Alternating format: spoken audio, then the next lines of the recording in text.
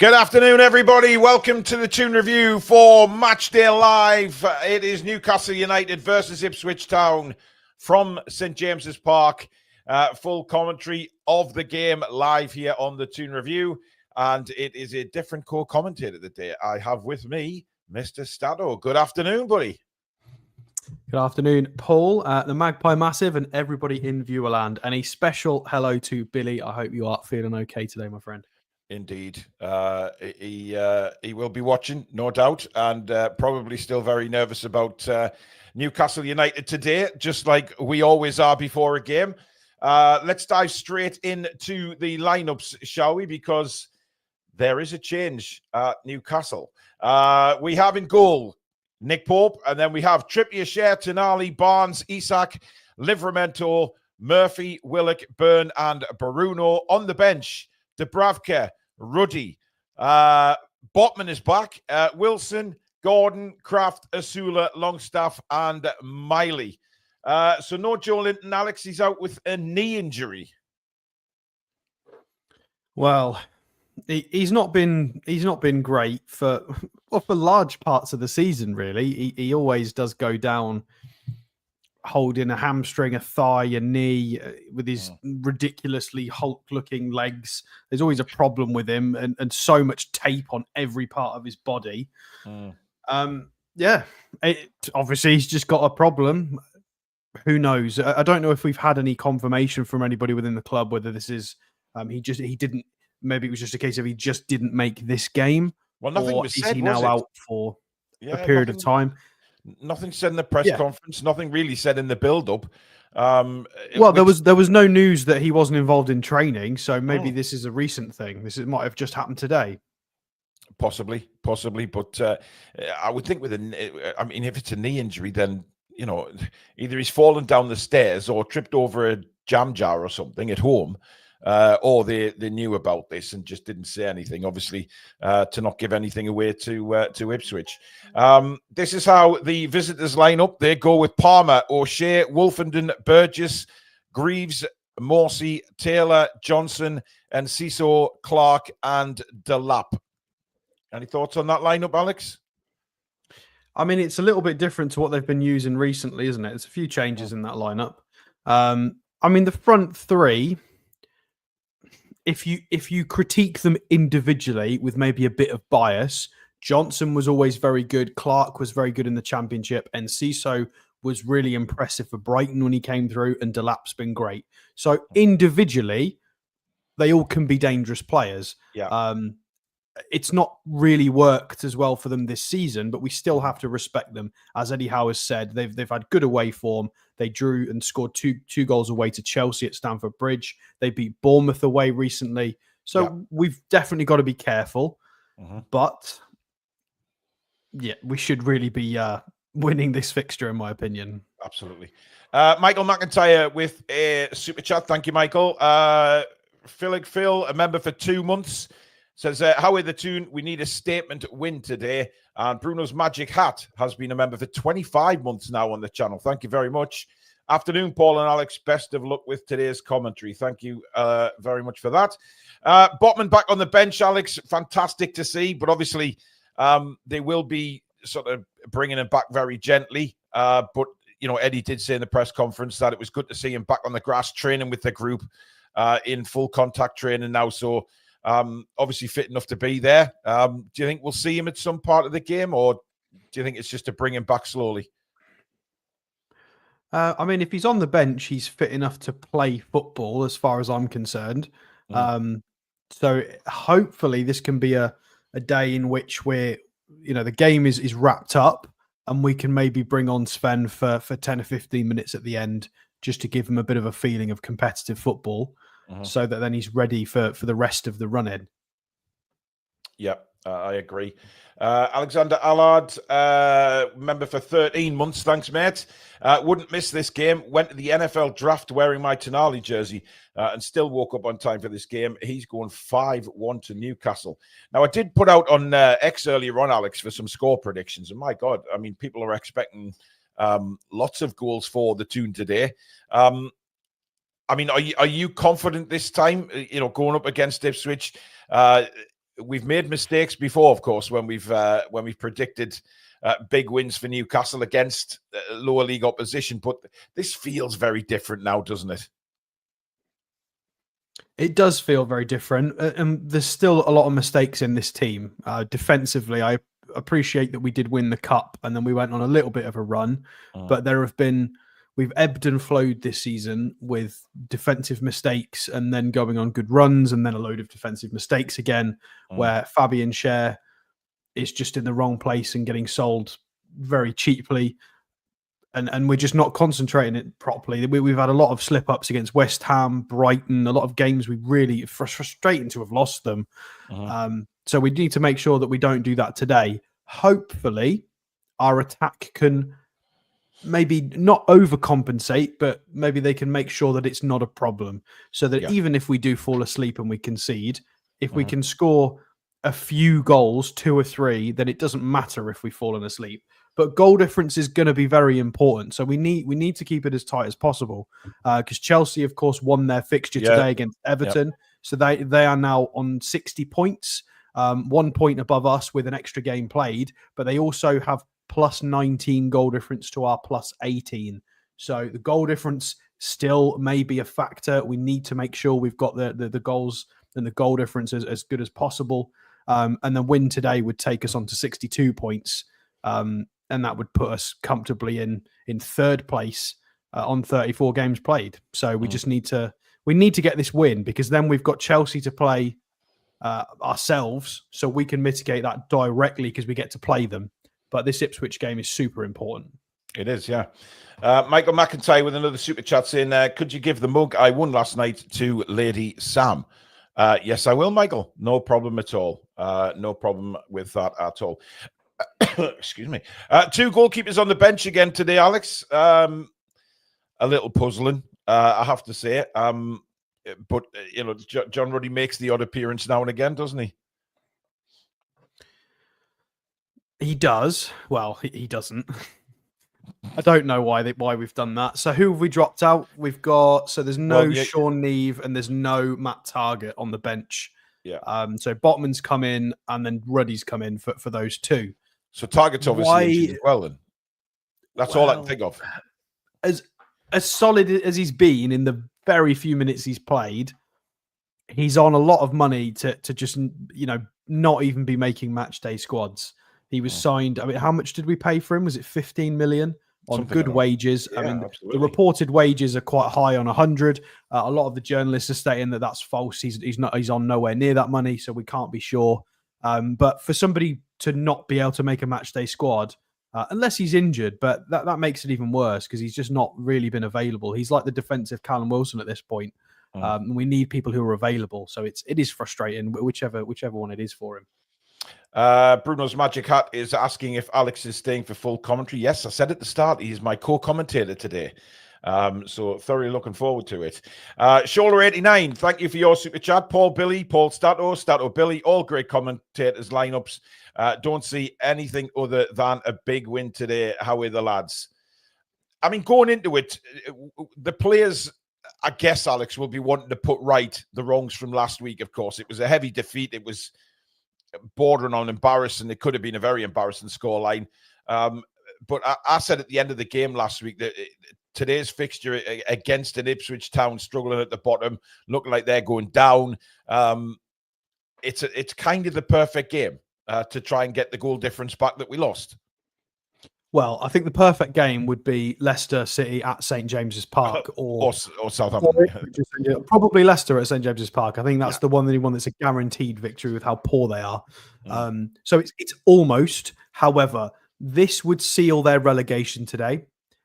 So it's a lot to play for them spiritually, because they're not going to take maximum points, I don't think, from all of their remaining fixtures, which is what they would need to do. They would need to have title challenging form for the run-in, which is not unheard of. Leicester did it and then went on to win the league the following year. But again, I don't think Leicester's run-in was quite as precarious as Ipswich's is. They literally need maximum points from every game. It's not doable. So we need to make sure we turn up. It's what Eddie Howe said. in the press conference. You're allowed to lose games. You will lose games. We lost to Aston Villa. It happens. You're not going to go, unbeaten all season. There's only one team ever done that, and it was Arsenal. So it's normal to lose matches. We can't throw our toys out of the pram when we do lose. We need to learn from it. So I agree. Hopefully the group have identified all of those problems midweek and we're ready. He said that they're fit. There's no, what did he say? There's no fitness issues. So we should be ready to go at full tilt with hopefully a proper plan. And we've learned from the mistakes against Aston Villa. I mean, I'm very looking forward to seeing how we start the game, because that's normally an indication of, just what the mentality is and the focus is of the players. I don't think Ipswich would be able to handle our high press, our intensity, if we play that way today. I just don't see them handling that. A lot of people asking in the chat if the youngsters have a game, if that's maybe a reason why the likes of Neve or Shahar isn't on the bench like they have been. I haven't seen anything though. Normally the certainly on X, the Newcastle United X account puts up the I'm not sure if they played this one. Somebody might know. Garant says it's not about the winning, it's about the friends we made doing the way today. Along the way today, not. It's definitely about winning today. It's definitely about winning. Yeah, indeed. Joe Linton out again. That's worrying. How many games has he missed now since last season? We need an upgrade on him. I think that's a bit harsh, Jonathan. The way Joe Linton plays and the physicality he plays with, he is going to pick knocks up. He is going to, pick injuries up along the way, because that's the game he plays, isn't it, Alex? You're always going to risk, tweaking muscles and things like that with the intensity that he plays at. Oh, 100%. I mean, he's made 29 appearances, just shy of 2,400 minutes. So it's not as many as he would have liked to have played, definitely. He might finish the season shy of 3,000 if he plays again for the rest of the season. But for people saying that we do need to bring in someone over the top of him, I don't think that's going to happen yet. We've got a lot of other areas to recruit for. We are not, the squad is not in great condition depth wise. We've got 2 goalkeepers on the bench again today. So that is not a priority recruitment. Well, under 21s played last night, Alex, and the under 18s are playing this morning, so that might explain why. There you go. So we either with a midfielder, we recruit somebody who's younger that maybe can grow into the role, or we wait another year or two and then bring in somebody over the top of Joe Linton. But it's not going to be straight away because there's so many other positions to replace. So definitely not. Yeah. Another super chat has come in from John Cook. Thank you, John. We need a good reaction after Villa. 3-0 win, good performance, and back up to third. Best wishes to Billy. Thanks, mate. Now, if you do enjoy today's show, guys, as usual, please give it the thumbs up. It is very, very important that we keep those likes coming in so that we can get up there in the search results and fellow fans like yourselves can find the channel. Please do subscribe as well. If you are new to the channel, you do have to be a subscriber, of course, to take part in the chat on Matchday Live. But as you can see, it is a rapidly growing community. It's a fantastic community here on the Toon Review. So come and be a part of it by hitting that subscribe button. It is completely free. But don't forget to hit the notification bell so you never miss an upload or a live show in the future. You can become a member, of course. Lots of members' prizes given out last night. Hit that join button just underneath me and Alex. Support the channel that way. And, of course, super chats are available. That's the $ in the live chat, which will guarantee your comment to be read out on the show. Huge thank you to channel sponsor Mamaroo Records for sponsoring the channel. Based in Whitley Bay for all your music needs, whether it be vinyl, CDs, merchandise, a bit of sport merch, and, of course, gift cards. If you're ever in Whitley Bay, they're right in the centre. Pop in and see Steve. Tell him you're a TTR viewer. He'll do you a cracking deal on some music. If you can't get into the shop, check them out online. That is pinned at the top of the description, just under our website. And, of course, the website is now available, thetoonreview.com, for all your Toon Review merchandise. Loads of stuff getting added on a daily basis to the website. So please go and have a look. There's a good menu at the top for clothing, for headwear, drinkware, kids, accessories. Just click on the top menu. It'll bring you a drop-down box, and it gives you more options of where you want to go. So lots on there. thetoonreview.com for all your merchandise needs. Support your channel in your favorite channel in the very best way. Ian says Joe Linton was in the training pics with a bandaged knee. Well, there you go. That explains it then. We're getting a few hammering from a couple of people in the chat. Guys, Joe Linton's very nearly 29 years old. This isn't going to last forever, whether you like it or not. If we can keep him at a good level until he's 32, get another 3 solid years out of him, I think we've done really well, especially with the way he plays, like Paul said. And it would be horrible to lose a player that's had such a good transformation and has helped us on this journey. But that is the cycle of football. You can't just keep them forever. It's not how it works. So we're not saying we want to get rid of Joe Linton. Certainly not. He's fantastic. I want to keep him as long as we can. But he's nearly 29. There will be a time eventually, whether it's in 3 years or whenever it might be. So the conversations will start to happen. The thing is, Alex, I think people think Joe Linton's actually younger than he is.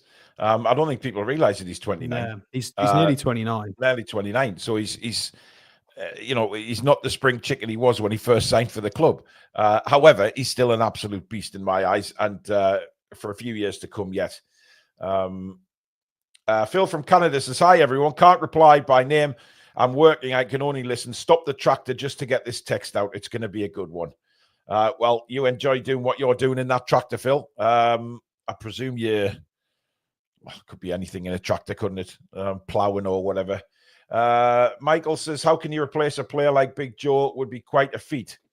Yeah, there's not many. There's not many Joe Lintons around, is there? To be fair, no, we're not going to be able to replace him like for like. It's not the way he's just an anomaly physically and play style. You get people who've got aspects of his game, but he's quite unique in terms of a player profile, certainly. Trevor's want to know if Jason Momoa in the starting lineup for the Bordeaux team today. Possibly. Bordeaux playing. Carroll will be playing. Fubar says, I wonder if City will be deducted points this season. The case was supposed to be over, and Anderson, I take it that means and a decision made by now. Also, can Chelsea even compete in Europe? UEFA have disregarded their dodgy sales. I think so. Yeah, it seems like Forest and Everton get points deductions and Big Six cartel get fines. Yeah. That's the way it always seems to work. Dark by Design says we have to learn and spend big. We can't go into Europe again with this squad. They won't. I'm expecting a very, very big summer.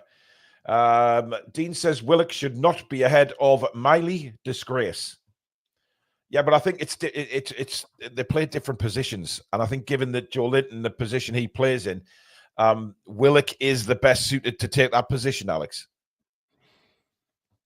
Yeah, I mean, Willock's a lot older and more experienced than Miley, and Willock's faster, a lot more comfortable in that exact role that Joe Linton does. Not that he's as good, but it's a lot more tried and tested. And Willock's not a bad player at all. He's a good player. He's not hit the heights that he's done previously for us, but I think it's a lot safer to put Willock in this game.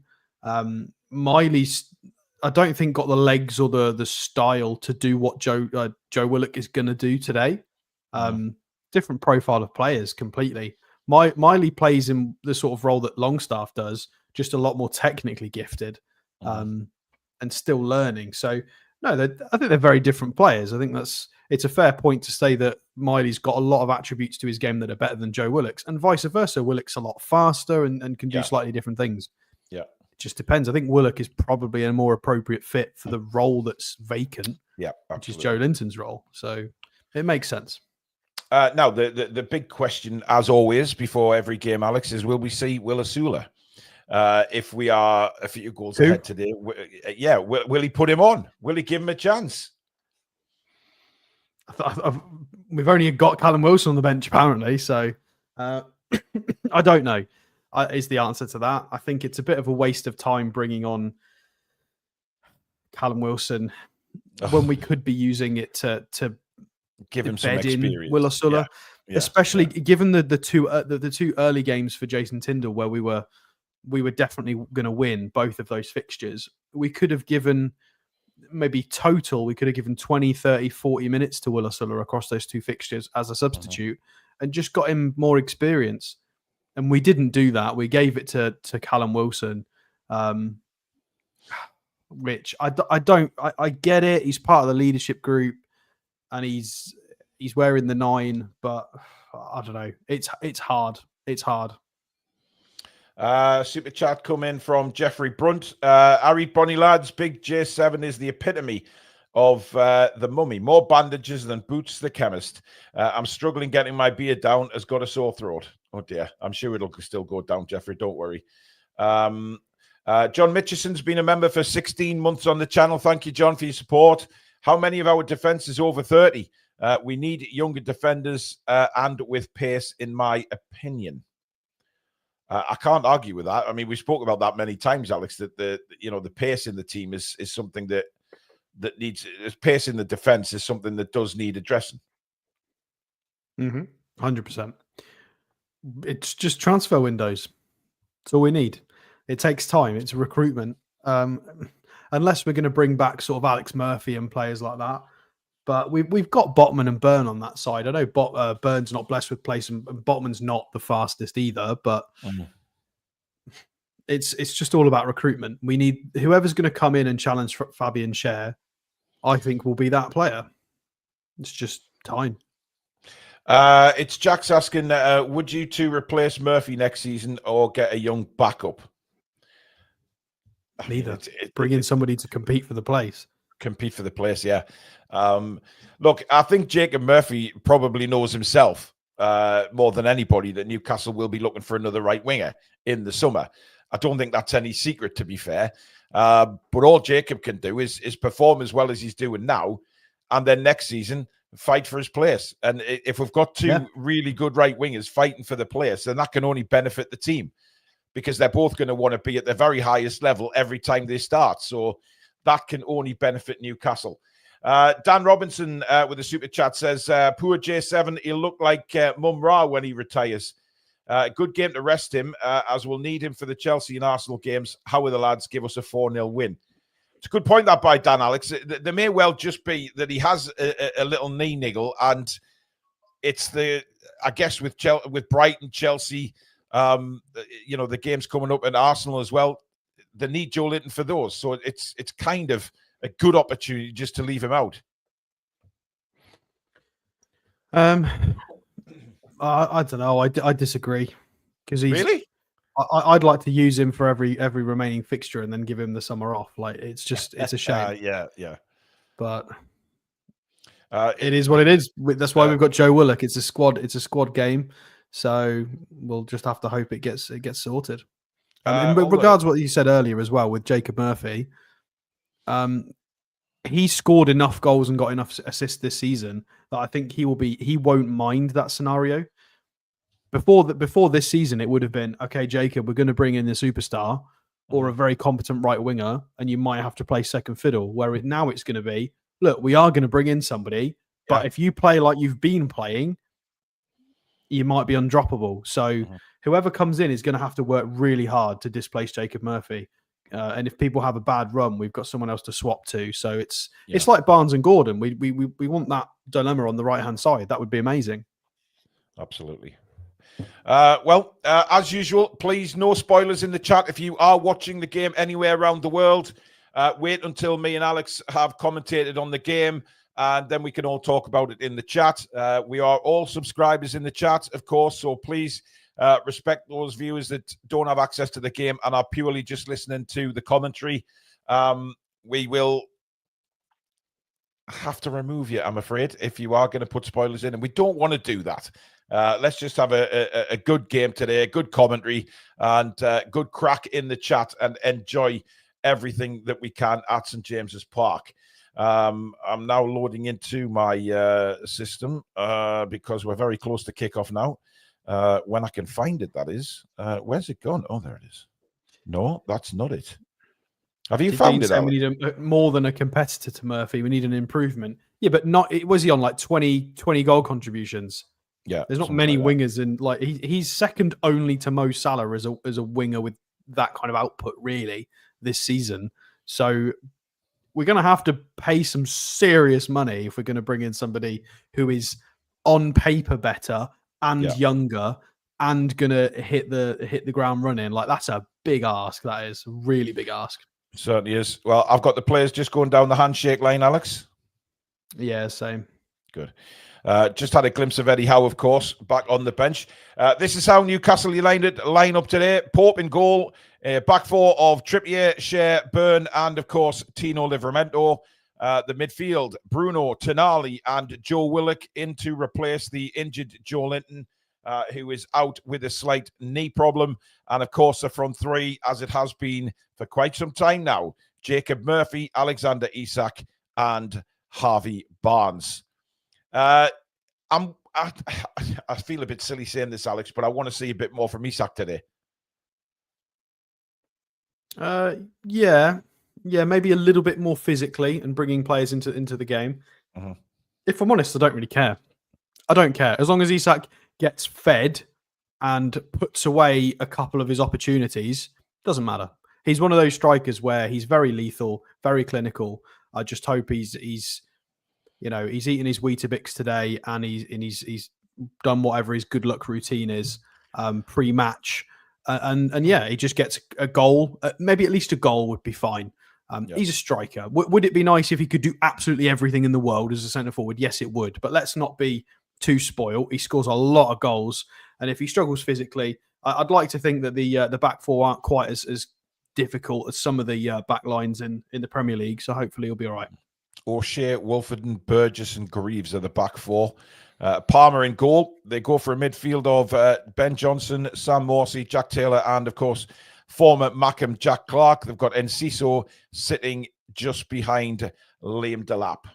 I almost called him Rory Delap there. I'll need to be careful of that during the match. You know how I like to change names a lot, Alex. Where are we at here? Manuel clock. First half. They've got a Boniface on the bench, but he's not the old Leverkusen one. He's Somtob Boniface. He's an under-21 international Boniface. They've got a couple of them on the bench, so they do have some potential good youth players, Alex, but not enough to save them this season. As with Newcastle just about to go into a huddle now. I wonder if Bruno won the toss this time. I think he did, because they're not changing round. So it looks as if Newcastle will be attacking the Leazes End in the first half this time around. The fans looking in very good spirits. I just hope we get off to a cracking start. Newcastle have come out the huddle. Ipswich still in theirs at the minute. Not sure what they've got a mountain to climb, trying to get... the referee wants to get on with the match, and Ipswich is... I've never seen that before. A huddle that lasted that long, Alex. That was incredible. Yeah, well, they're going to need the motivation. They don't want to go down today, do they? So it will be big words. Well, Enciso will get the game underway. We're just waiting for the referee's whistle. Do you want to adjust the cameras, Paul? Yeah, I will do, mate. I'm just waiting to get the clock underway, and then I will adjust the cameras. There we go. Big screen for the graphics. And the game, of course, is also underway at St. James's Park. Tarek, who's been a member for 30 months now on the channel, hoping for a good game today. Let's get that goal difference up. Much love to the TTR family. Thank you, mate. And Willock gets it back to Dan Byrne. Newcastle wanting possession early doors. Get a feeler. Nice sunny day at St. James's as well, Alex. Yeah, although it's you've got the shadow cast of the actual roof, which is always a bit annoying, but it's fine. It's a good day, good sunny day. Hopefully, we can make it count. Tonali's took a knock in the side of the head here, and he's feeling his right ear. I think he's given a free kick to Ipswich, though. I'm sure Sandro's too impressed with that. I didn't actually see what happened there. Looks like he's been clipped in the ear by someone. Yeah, but he's given the free kick the other way. Well, maybe an angry Tonali's not a bad thing early doors. Let's get him into the game early. Make some crunching tackles, get forward. Just seen it again. Oh, he did. He caught an elbow there by Enciso. I'm not sure whether anything was deliberate there, Alex. Enciso was kind of spinning, wasn't he? Yeah, it's one of those that happens in physical sport. Long free kick from Ipswich towards the penalty area. Byrne is underneath that to clear for Newcastle. Willock chests it down nicely. And Bruno is bundled over and wins a free kick to Newcastle. Bruno was clever there winning that free kick, I think. Or Shea going in there. Yeah. Shea now to Trippier. Nothing much in front of him, so gives it back to Fabian. Taking his time. Not really a lot ahead of him. He's just sort of walking pace out here. Ipswich not really pressing either. Here's Byrne. And now Barnes gets his first touch of the game. Barnes back to Byrne. Livramento looks like he's starting very high up by the looks of things because he was in front of Barnes there. What a ball that is as well. I think the keeper Palmer's going to get there just ahead of Murphy. Promising delivery that from Fabian Shea, Alex. Well, it was okay. It was a good spot to find Murphy's run. A little bit overtuned, but good idea. Well, Palmer certainly in no hurry to get on with it. Number 31 in goal for Ipswich. And he still hasn't taken it. That looked like he handled that outside the box there. Or am I just seeing things?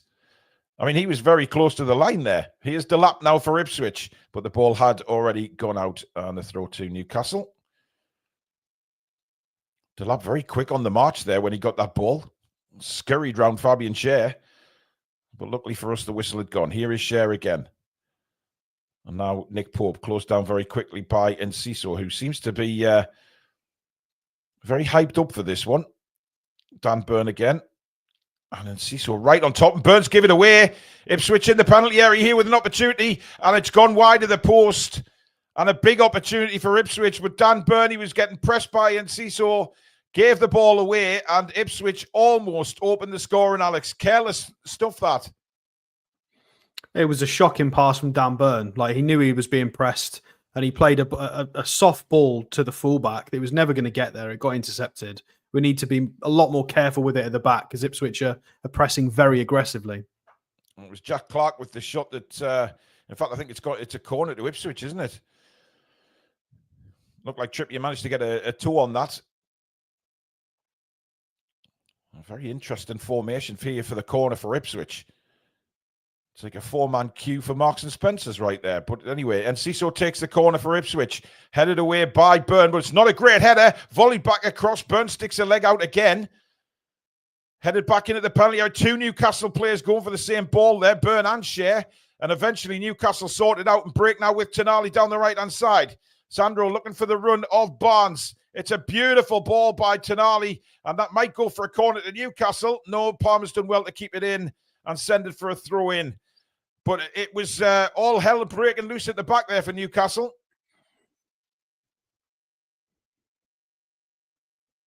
Livramento takes the throw. Back to Dan Byrne. Across now, Fabian Shea on the halfway line. Trippier turns and plays in Murphy. Murphy now. Looking to try and take on the defender, but it's gone on for a throw-in. Greaves did his job there, stood up to Murphy. I mean, Alex, that was clumsy at the back there from Newcastle. It was very scrappy. Well, it's why inevitably Sven Botman is the future and a new technical centre half as well alongside him because we can't be doing that. Joe Willock quickly closed down there. O'Shea standing up to him, and now Ipswich try and get on the break again with Delap. Delap holds off Tonali, goes down. Referee says no foul. Rightly so there. Delap just lost his balance. And Ciso then goes down, also looking for a free kick and nothing given. Here's Barnes for Newcastle. Barnes gives himself that little bit of extra space using the overlap from Livramento, but nothing in front of him. Lays it back to Tonali now. Tonali. Oh, what a worldie of a ball that could have been. Trying to play in Trippier, but a very good interception by Greaves, and it's back with Palmer now. Tonali just dropping in to try and help the centre-halves with build-up, which we'd rather our centre-halves could just do it themselves, but never mind. Yeah. I mean, if that pass had come off there, that would have been an absolute worldie from Tonali. Just not enough height on it. Just technique, sublime. Oh, it was just incredible. Absolutely brilliant. And now again, the Ipswich Palmer taking a long time to take these goal kicks. And doesn't seem to be rushed in any way by the referee. It's back with him again. And he'll take it back into his penalty area. Now, let's just see how long he takes handles the ball here. I mean, he's had it. And now he's very close to that touch. Again, flicked on this time by Delap, but nobody there. Byrne picks it up, and now Share. As the sun beats down on St. James's Park, Bruno brings it forward, not challenged. Sees the run of Isak, but it's again overhit by Bruno. He's not been hitting them passes very well of late, Alex. He's overhitting all those balls, isn't he? I'm not quite sure what our game plan is so far. We've tried 4 balls over the top. Yeah, it's been a very scrappy start. But here's Barnes now. Again, looking lively. Players to his left, including Willock and Livramento. Livramento bursts into the box, cuts it back, cleared away by Ipswich. I think Willock got in his way there. Livramento bursting towards the byline, but was hampered a little bit by Joe Willock. Livramento now with the throw for the Toon. 7.5 minutes gone. Goalless at St. James's Park. And Fabian Schär has it in the centre circle to Trippier. Trippier spins and lays it back to Schär again. Out to this left-hand side now for Livramento. Barnes. Livramento again has gone scurrying down on the overlap. Here he is, trying to get the byline. Took a bit of a heavy touch there, but wins the throw-in down by the corner flag. Couple of promising runs by Tino Livramento early doors. As Willock plays it back now to Dan Byrne. Byrne across to Schär. Schär, plenty of space to pick out a pass, and he's picked a lovely one up for Trippier. A first-time cross, volleyed away. Probably the right idea, but no one there for Newcastle. And Schär now standing up to Delap. What looked like a really good ball that from Trippier. It was just a shame it was knocked away. Here's Livramento again. And now Barnes. Barnes has certainly seen a lot of the ball early doors for Newcastle. He's done really well here. Barged off the ball. No foul, says the referee. Tonali intercept. Brilliant from Tonali. Now Bruno. Bruno towards the edge of the area. Barnes clips it across. It's a really good ball. And again, there's nobody there for Newcastle. Tonali. Now Willock. Leaves it again for Barnes. Barnes waiting for an overlap from somebody. Livramento. Back to Barnes again. Barnes. Lovely ball to Livramento. He'll get a cross in for Newcastle. Headed away again. I think that's where we just lack a physical striker, Alex. Because, you know, Isak's not the type to get on the end of them, is he? Not as often, no. The way we've attacked in the first 9 minutes, if we'd got a lump up front, we'd have scored a goal by now. It's weird. Yeah. Just doesn't seem to. He doesn't like getting involved in the physicality. Here's Livramento. Now to Tonali. Willock. Ipswich can't keep doing this though, Paul, because no. It's an inevitability if they keep playing this deep. Indeed. They are playing very deep at the minute. Murphy goes for a cross. It's blocked by Jack Clark. And another throw to Newcastle to get on with it quickly. Murphy again. Murphy to Trippier. And now to Bruno. Oh, lovely run by Tonali. Tonali then plays a beauty into Murphy. Crosses it. Nobody there to tap it home again. Beautiful ball across from Jacob Murphy. And that was just begging somebody to put it home. Now at the other side, we've got Bruno again. Bruno. And Cissokho can't get a hold of him. Bruno still lays it to Schär. Schär can play it wide for Trippier, who's in acres of space. Here he is. Trippier lofts it into the back post again. And it comes to Barnes. Barnes, the ball just won't drop for him, but he's done really well to keep it. Now Livramento. In it comes the cross again to the back post. Headed away again. And Delap then suddenly brings it out for Ipswich. Really good stuff from Liam Delap there to hold the ball up, and Ipswich try and come away with it now. Jack Clark on the far side. Goes against Trippier. Cuts inside. Trippier brings him down. Free kick to Ipswich. I mean, Alex, what a ball that was by Murphy, by the way. Yeah, absolutely fantastic build-up on a couple of occasions now. It's almost criminal that nobody's been in the 6-yard box. We've done a variety of cutbacks to the penalty spot. We've put it across the 6-yard box, and nobody's been there. You've got Willock, potentially Isak. It's criminal that we're not 1-0 up at this point. We've played so many dangerous balls in. Just begging for a finish. I mean, you put a ball like that in, you're just expecting somebody to put a foot on it and tap it home. He couldn't do any better than that, Murphy. It was the perfect cross. Yeah, Shearer's going to be fuming at this of match of the day because all he's going to do is highlight how easy opportunities they were if somebody was in the right place. Yeah. Well, now we're at the other end. Ipswich have a set piece, which Enciso will take. It's a short one. I'm not sure whether that's Ipswich's best option, but Enciso will cross it again all the way towards the back post. Livramento is there, but can't get the ball. And Ben Johnson will whip across in again. Bruno is there this time with a header. Not the greatest in the world. Livramento heads it on and flicked away by Alexander Isak out for a throw into Ipswich. We just look very untidy defensively, don't we? It's very scrappy. Been that way for quite a long time. Yeah. You know, even Brentford after the cup final, it's still not right defensively. We go through phases of it, but it's very wobbly, especially against a team like Ipswich. Yep. Throw in down the line. And, well, Delap couldn't keep it in. Throw it to Newcastle, and they get on with it quickly to Burn. Share, very deep in his own penalty area here. Goes long, clips forward towards absolutely nobody. Ipswich get the ball back again. Careless ball, and Share's made a mistake. And Delap here rifles a shot, but it's blocked eventually by Share. And out for a corner kick to Ipswich. But again, Alex, clumsy ball out in the first instance from Share. And then he makes another mistake. Yeah, it's not the first time that Fabian Scher's done that this season. He's had a few weeks where he's had spells of positivity, but that's been Fabian Scher for, I would say, 75% of this season is that exact move and lapses in concentration. So we do need the two centre-halves to switch on a bit more.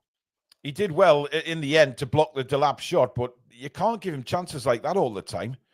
He's looked really lively in the opening 15 minutes as Delap. As the referee wants to have a word with Trippier and Greaves, a little bit of argy-bargy going on there. I mean, Greaves has got, there's almost a 1.5 foot height difference there. In comes the corner. And it is towards Wolfenden, and eventually it's Isak who thumps the ball down the field. Newcastle will then come out now. And it's back with Palmer, the Ipswich goalkeeper, halfway down his own half. Long ball out to this near side. Livramento was there to win the header, and it's a throw into Ipswich. I just wonder how Eddie Howe is feeling about the start of this game, because we went through a spell there of really dominating the game, and then we've allowed Ipswich to get a bit of hope again by not putting our chances away. Well, we've got options. You've got Anthony Gordon on the bench. Sven Botman probably can't play in the first half, but you know, these players have got to be careful because there are substitutions that can be made. Indeed. Ipswich now trying to keep a bit of possession. Greaves on the ball. Tries to play it long towards Delap, but it's kind of miss-hit pass there. Trippier gets it. Murphy plays the ball inside now for Joe Willock, who is taken out. Literally taken out as he tries to spin away. And a bit of argy-bargy between him and Morsey here. You got to card him for that. He's rugby tackled him from behind and then stopped him getting up. That's disgusting. Yeah. The ref's got to get control of the game when things like that happen. That is awful. That's a terrible tackle. And then it does kind of lean on to stand up. That's shocking, that is a shocker. And it's Willock that the referee's actually having a conversation with, funny enough. Awful officiating there. That was clear as day, yellow card. Indeed. Brighton lead against West Ham, by the way. No real surprise there. And, of course, Chelsea beating Everton earlier on today. Eddie Howe up on his feet. Looking a little bit concerned. Southampton leading Fulham by 1-0. And Wolves are 0-0 with Leicester. And Tonali has the ball on the halfway line. Rolls it back to Fabian Scher now. Scher brings it forward for Newcastle. Looks for some help. Bruno gives him it. Here is Bruno. Murphy takes a touch. Got Trippier there. Little 1-2, but they read that 1-2 pretty straightforward there, Ipswich. Morsey now turns. There's about the Greaves. That's a dangerous ball to Enciso, but it got there. Enciso driving it, but Nick Pope is well out his box there. Ben Johnson made a good run down the right-hand side, but good goalkeeping that, Alex, as you'd expect Nick Pope to be there. Yeah, I think Tino had a head start and was always going to win it, but Nick Pope was very aware to it, so that was fine. It's like Tino looked up and thought, nah, I'm not busting the gut for that when I know Nick Pope's there. And here is Livramento now on the halfway line at this near side. Willock touches it back to Livramento. And now Byrne. Share. Plenty space to bring the ball forward. Gives it to Trippier again. And now Share looks for a long pass out to Harvey Barnes. Barnes takes it down brilliantly. Good defending by Ben Johnson. Took the ball off him. And Ciso shows a bit of a dummy to Byrne. But Tonali sweeps up the pieces now on the halfway line. Tonali to Bruno. Pass from Fabian Schär, that was. It was outstanding. Barnes took it down really well, but Johnson was right on him. Here's Bruno. Tonali now. Good touch. Takes him away from the defender. Now Murphy. He'll look to get across and it's blocked. And it's another Newcastle United corner. Although, to be fair, it's very difficult to get excited about corners these days with Newcastle, Alex. Well, you never know. We might score one eventually. Well, good to get the first quarter of the game, though, because everything so far has gone out for a throw-in. So we'll see what we've got in our locker here. Well, let's see what we do with it, because last week they were abysmal, to say the least, our set pieces. Greaves is really wrestling with Fabian Schär there. Murphy taking this one. And he goes short to Trippier. Well, I mean, they've worked it nicely. Nice. Oh, Willock dummied it. Tonali couldn't get there. I don't think Tonali was expecting the dummy from Willock. I think Willock should have hit that first time. And now Delap striding away for Ipswich. And it's not a great ball for Enciso. And Nick Pope comes out. But Ipswich could have hit us on the break there had that ball been better from Delap. But it wasn't. But at the other end, Alex, I thought, why didn't Willock hit that? He was unmarked. Take a shot. Because the set piece routines are always for Tonali to have the shot. That's how we do it. And Tonali just hadn't read it. Maybe there was no communication there between Willock. Well, Ipswich coming back again. Ball into the box looking for Enciso. And Trippier calmly heads it back to Nick Pope. I mean, we look okay going forward, but we do not look very good defensively. We look extremely shaky. Here's Isak coming deep for the ball now. It's a heavy touch by him, and Ben Johnson tackles him. And Isak cuts a very frustrated look. Well, he's got to do better. He's going to get tracked. I mean, he came for the ball there, Alex, but his first touch was awful. Really heavy first touch and gave Johnson the opportunity to take the ball off him. Here's Murphy now. Oh, lovely turn by Murphy. Completely blocked off. How is that not a yellow card? Greaves is pleading his innocence, but, I mean, sorry, you just block him off like that. But again, the referee seems to have forgot his cards today. I mean, he puts his arm across his face. How is that not a yellow card? Ronan Tyrrell with a super chat. Not to bring a negative to the game, but Bruno isn't offering enough in an attacking sense lately. We don't look balanced in attack.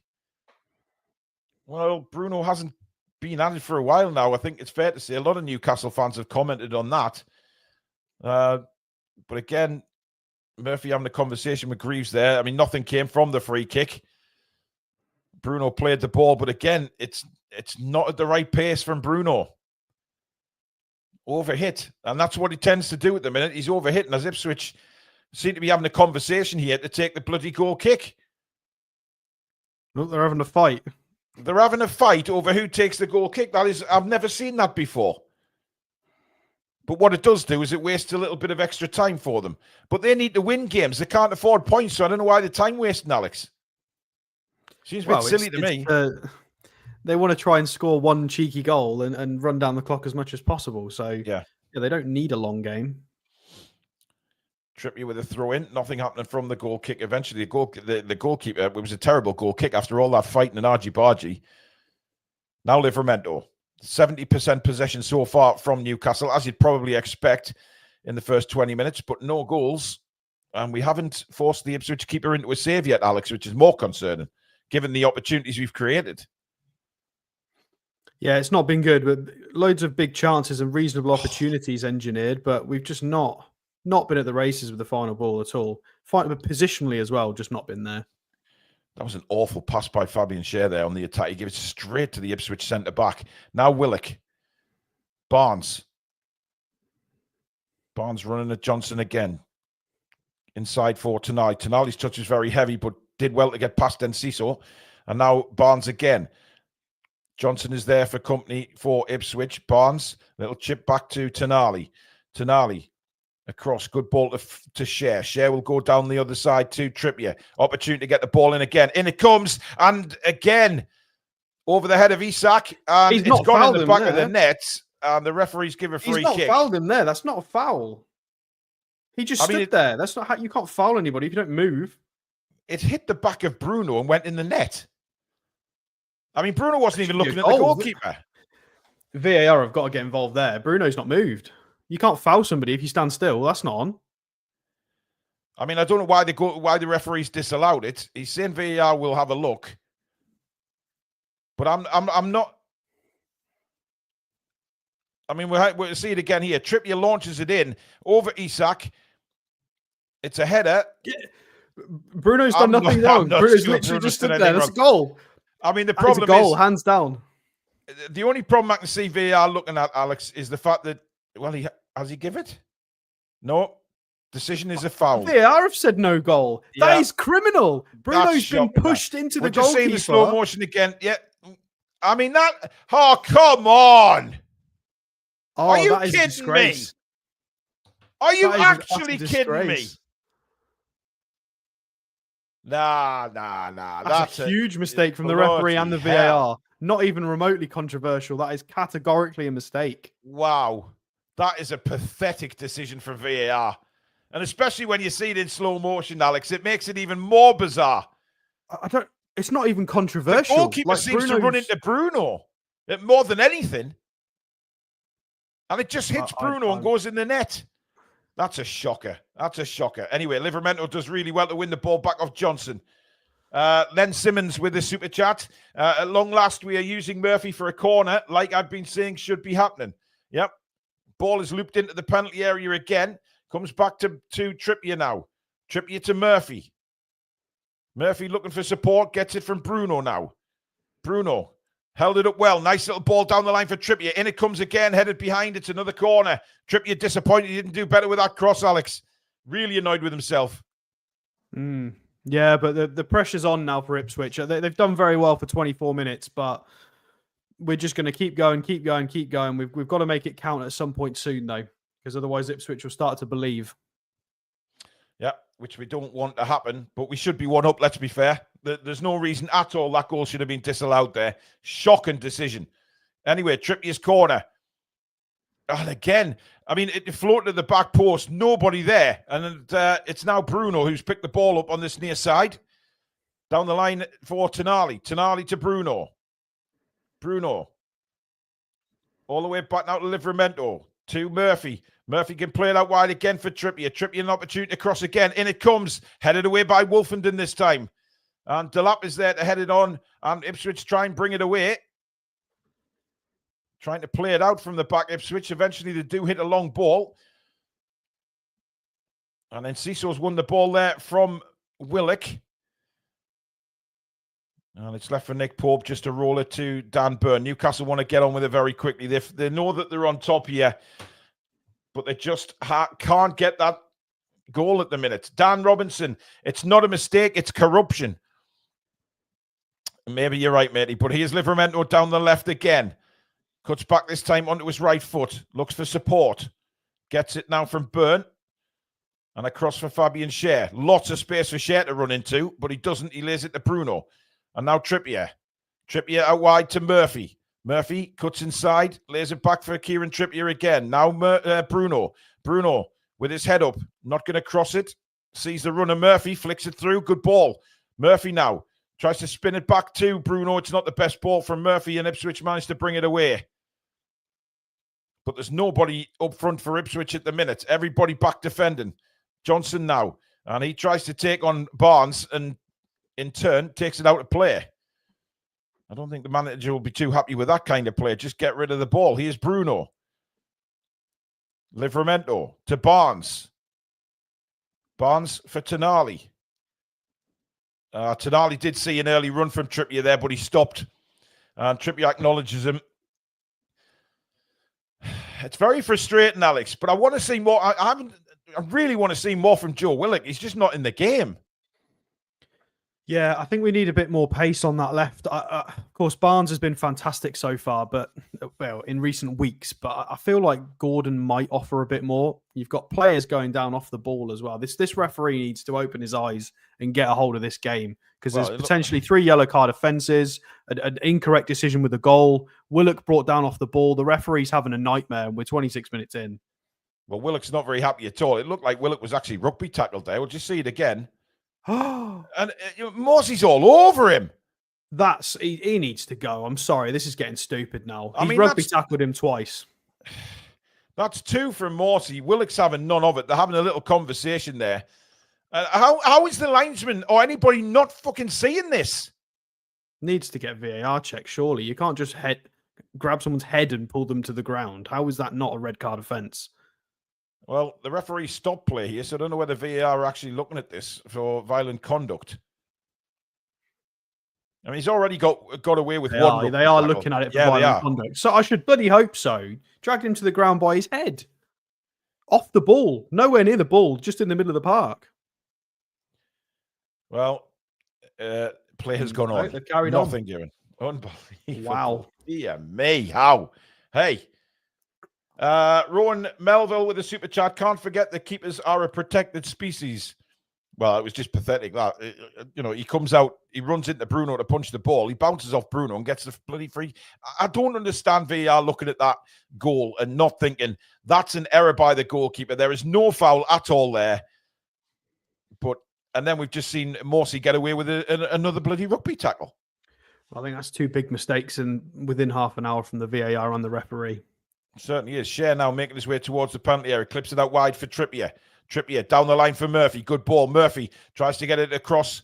It's out for another corner to Newcastle. I mean, it looks like Trippier's going to take this again. Murphy looked like he was disappointed that he wasn't taking that corner there. He was having a heated discussion with Kieran Trippier. 3rd corner of the game. Trippier again, his first corner. Didn't come to anything, floated to the back post. In it comes again, this time towards the penalty spot. And it's headed away, only as far as Murphy. And a very sort of, I'll try and hit this with my left foot kind of shot. And it balloons miles over the bar. But this referee is under scrutiny already here because he's made, I mean, watch the lap on Byrne here. And I mean, dear me, he's given a free kick for that to Ipswich. There's 3 Ipswich players fouling each other. And this is getting really bad now. I didn't want today to be about the officials, but it's shocking, Alex, is what it is. Please keep subscribing, guys. Bottom right-hand corner, over 4,000 watching on 2 platforms, on X and YouTube. If you're on X, head over to YouTube and get yourself subscribed. It's completely free to do so. Come and be part of this rapidly growing community here on the Toon Review. And welcome to all our new subscribers as well. And don't forget to drop a like in there, folks, if you're enjoying the commentary. How is that not offside? What on earth is going on here? And Johnson manages to take the ball off Tonali. And Johnson now heading towards the penalty area. Johnson taken down by Dan Byrne. No free kick. Well, give me yellow for diving. And he has. Well, it wasn't a penalty, Alex, because he was outside the penalty area, but he's booked for diving. There you go. There's the token decision our way, so they can say that it's fair. That's a shocking He didn't touch him. He jumped over his leg. Complete dive. Dear me. Rightly booked for that. Cheating bar steward. I mean, Byrne did stick a leg out, to be fair, but then he sort of pirouettes over Byrne's leg. There was no connection at all between the players' legs there. The referee needs to get a hold of this game because it's becoming less about the football and more about the officiating and the decisions, and it's not what it's meant to be about. So he needs to buck his ideas up really quickly. Well, just over half an hour gone, Alex. Your thoughts on the first half hour? Completely marred by officiating decisions, really. Yeah. Johnson now steps up again for Ipswich. Inside it goes. And that's going to be a foul by Joe Willock. I think Willock's cutting a very frustrated figure. He's been rugby tackled twice, and he's having a hell of a battle with Morsey. And to be honest, Morsey looks like the kind of player who loves that physical side of the game, Alex. And well, we could have done with Joe Linton really against him. Kieran McKenna having a word with Wolford in there. Not sure what that was about, but obviously just trying to tighten something up at the back there. But whatever you say, we haven't made Palmer made a save yet. Well, that's our own fault. We should have done better with that. Oh, quick free kick. And Ciso now down the right, takes a quick shot. He was trying to catch Nick Pope out there, but fires it over the bar. Not a bad idea from Ciso, because I think everybody was thinking he was going to try and pull that back there, but he hits it just on the edge of the box, but doesn't get the dip in the ball and flies over for a goal kick, which we get on with. Now Livramento brings it forward. Livramento inside to Bruno now in the centre circle. Sends it out wide for Trippier. It's a little bit high again for Trippier, and he can't keep it in. Oh, dear me. And the Ipswich fans up there in the gods have been buoyed on by their Ipswich players. I mean, they're battling away, Alex, but, you know, it's a very frustrating first half an hour, this, without a shadow of a doubt. Well, I think the players need to focus on what they can control, which is trying to feed Alexander Isak the ball a bit more, get him involved in the game, try and win your one-on-ones, and keep going. Just try not to get too frustrated. Try and focus on what the game plan is. Those are the things that they can control. So that's what needs to happen. Yeah, Graham with a super chat saying 30 minutes down and haven't heard you mention Isak once. Not a good sign. Yeah. Well, he's not in the game at all. And it's a bit of kind of following on from recent games, to be honest. But plenty time left. But here's Enciso again for Ipswich. Shea stands up to him.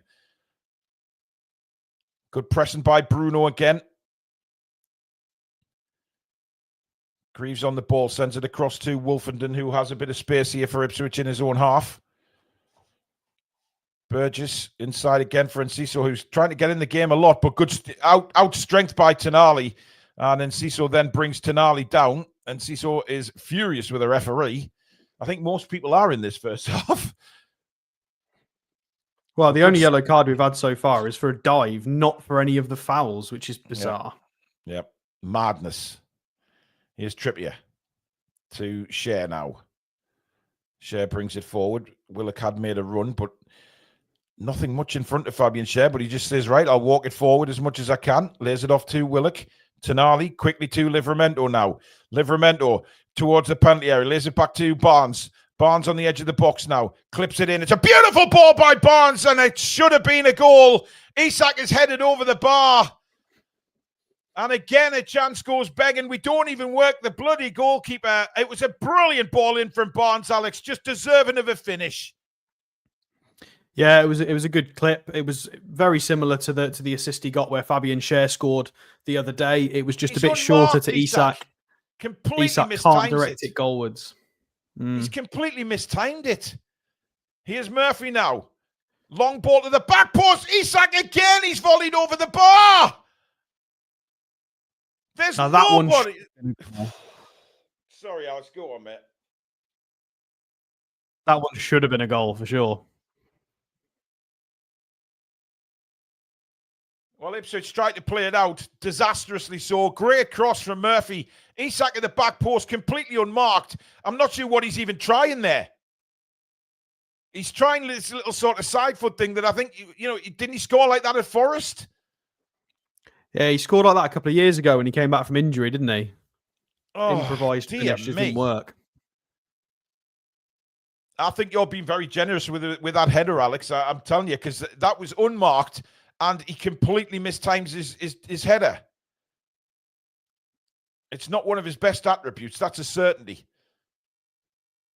Anyway, but Burn now. And that deflects off Bruno. And now here comes Delap for Ipswich. It looks like he's got some pace about him as well, Liam Delap, for a big guy. He tries a shot. It's deflected. Will arrive in the arms of Nick Pope. I'm not sure whether Delap was going to score from there. I mean, it was about, 45 yards he hit that from? Isak now for Newcastle. Inside to Tonali.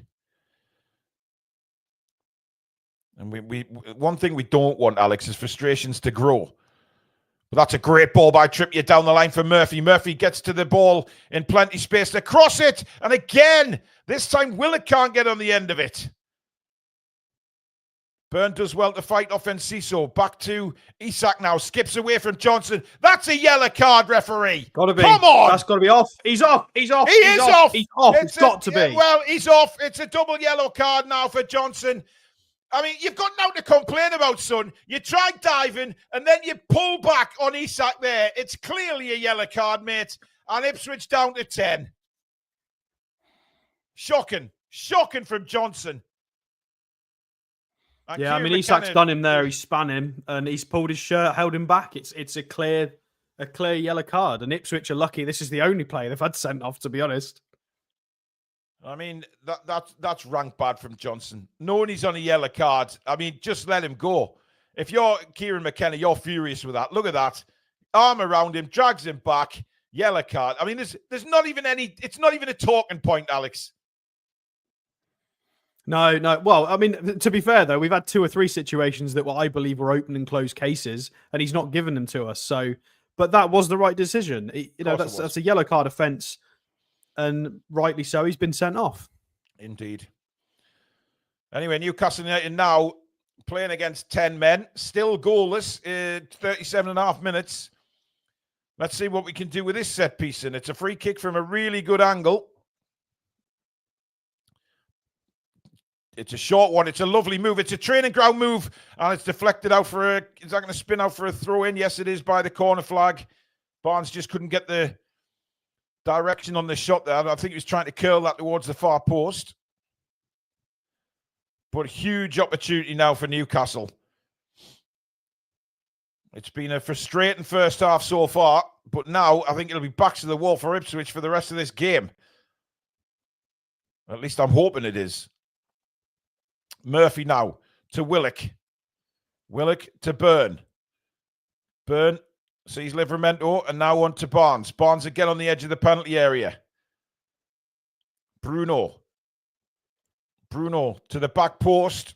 And it's headed behind in very spectacular fashion by Greaves, but another corner for Newcastle.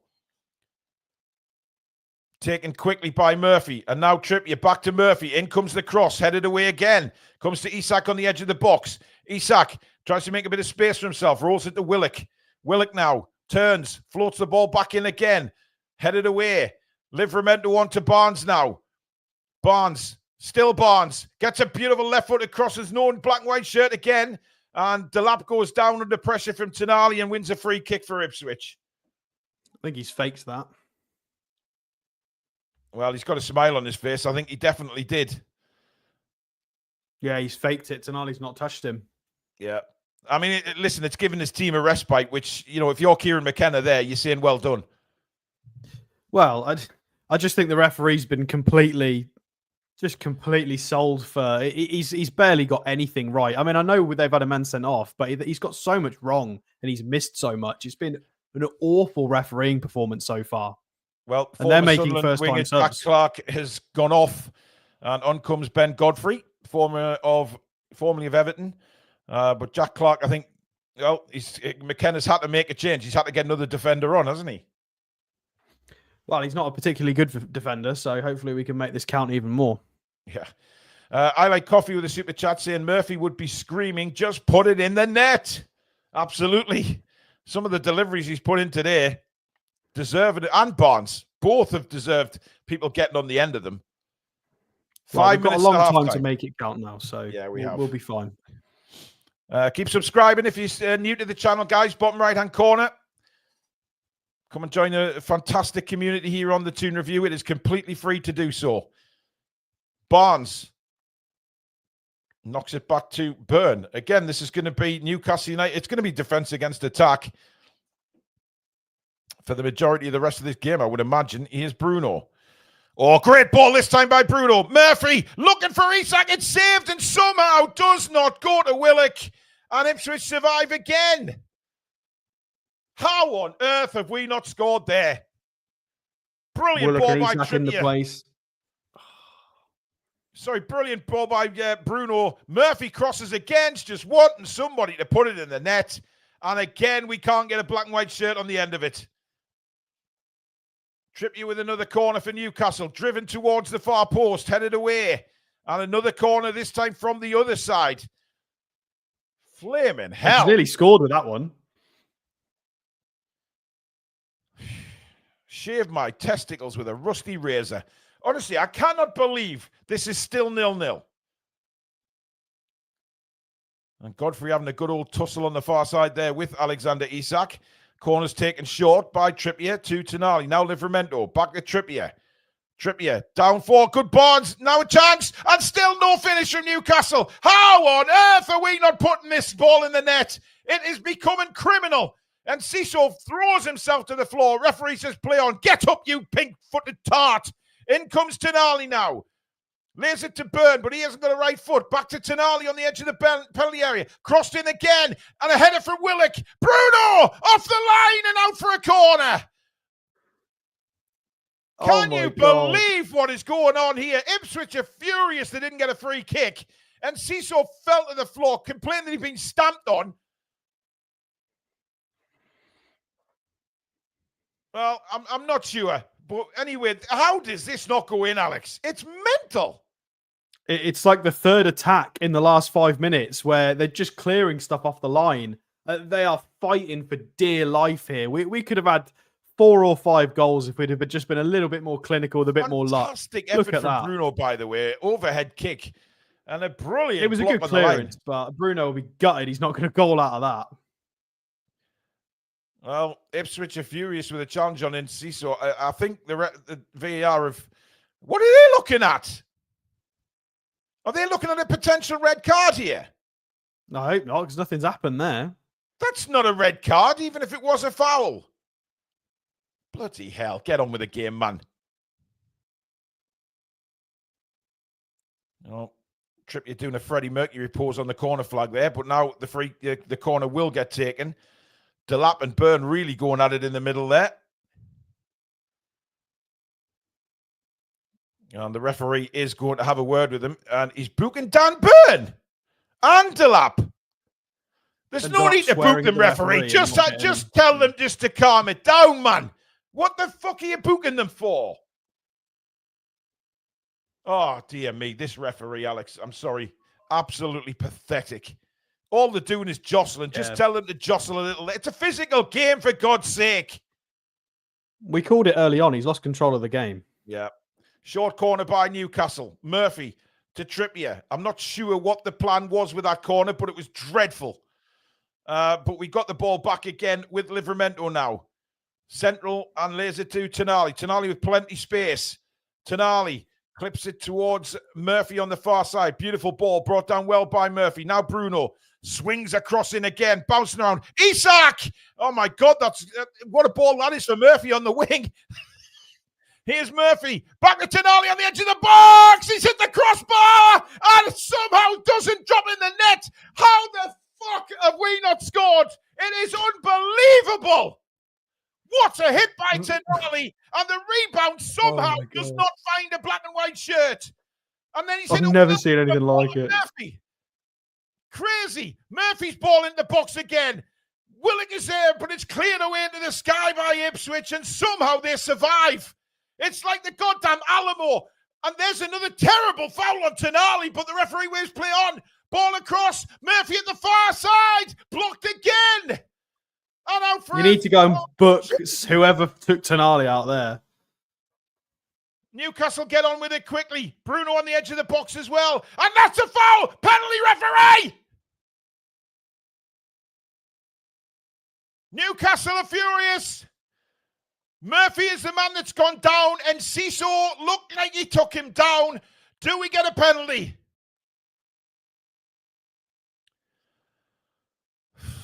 Referee said no.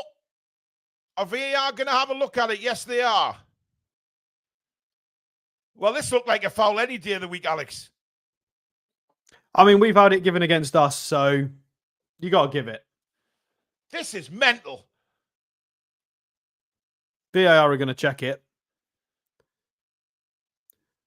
The contact continues into the box. Dan Burn got done for that last year, so I'd fully expect us to get a penalty for it. You can't be pulling somebody back who's going to get on the end of the ball. Has to be a penalty. He knows what he's doing there. Yeah, he's got his arm on him, definitely. It's whether VAR think that he's actually put enough on him to pull him back. Well, he's got his hand on Murphy's. Yeah, I agree. It's inside the box.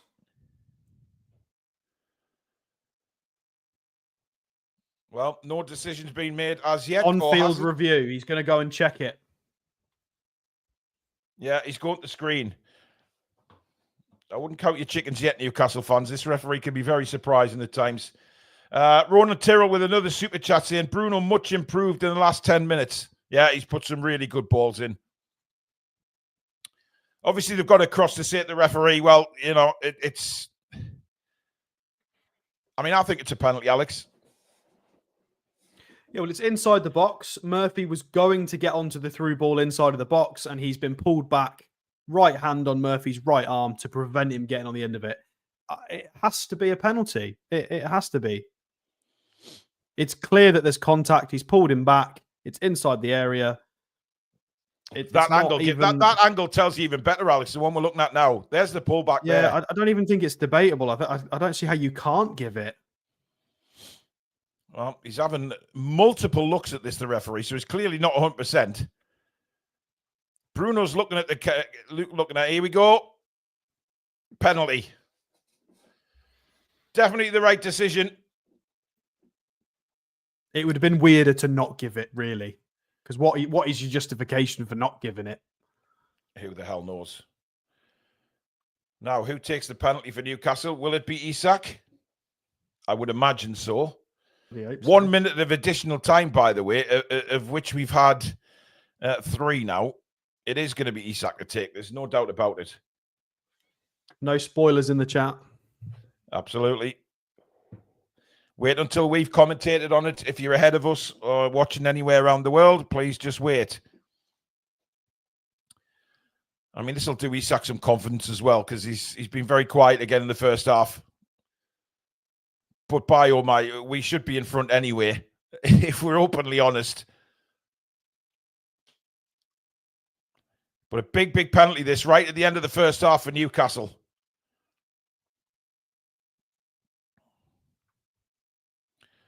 Isak waiting for the referee. Take some steps back. Couple of deep breaths. Up he steps. And scores! Goalkeeper went the right way, but it was hit with absolute precision from Isak. And Newcastle United eventually take the lead against Ipswich Town. So it's time for Granny to do us a little dance.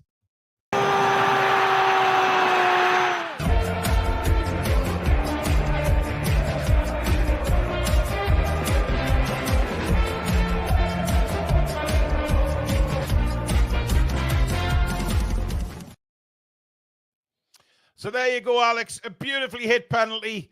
Goalkeeper went the right way in the end, but the penalty was, I mean, it wasn't in the corner, but it was hit with perfect pace. Yeah, it was enough. They showed a graphic of his last 5 pens, and the one he missed was on that side, so he had to get enough speed on it. He did. It wasn't in the side netting, but it was enough. It was powerful enough, and thank God we've been knocking on the door for 45 minutes, and finally it's broken down. Oh, dear. Unbelievable.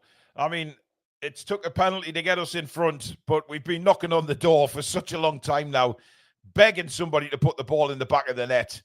And finally, we get it through a penalty. I mean, this referee's had a stinker either way. He's had an absolute stinker. Roadblock with a super chat saying, too many to be bad reffing. Has to be corruption. Well, listen, we're 1-0 up now, and I think we can only go on and get a few more now in the second half. Ipswich, you know, they're fighting for their lives now. Jeffrey Brunt, thank you for your super chat.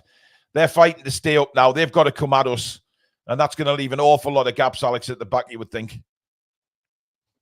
Well, yeah, they need a goal. They need to get back in this if they want any chance of staying up. You know, they've shown fantastic resilience in their defending and clearing things off the line. But they're going to have to play out a little bit more and maybe try some counters.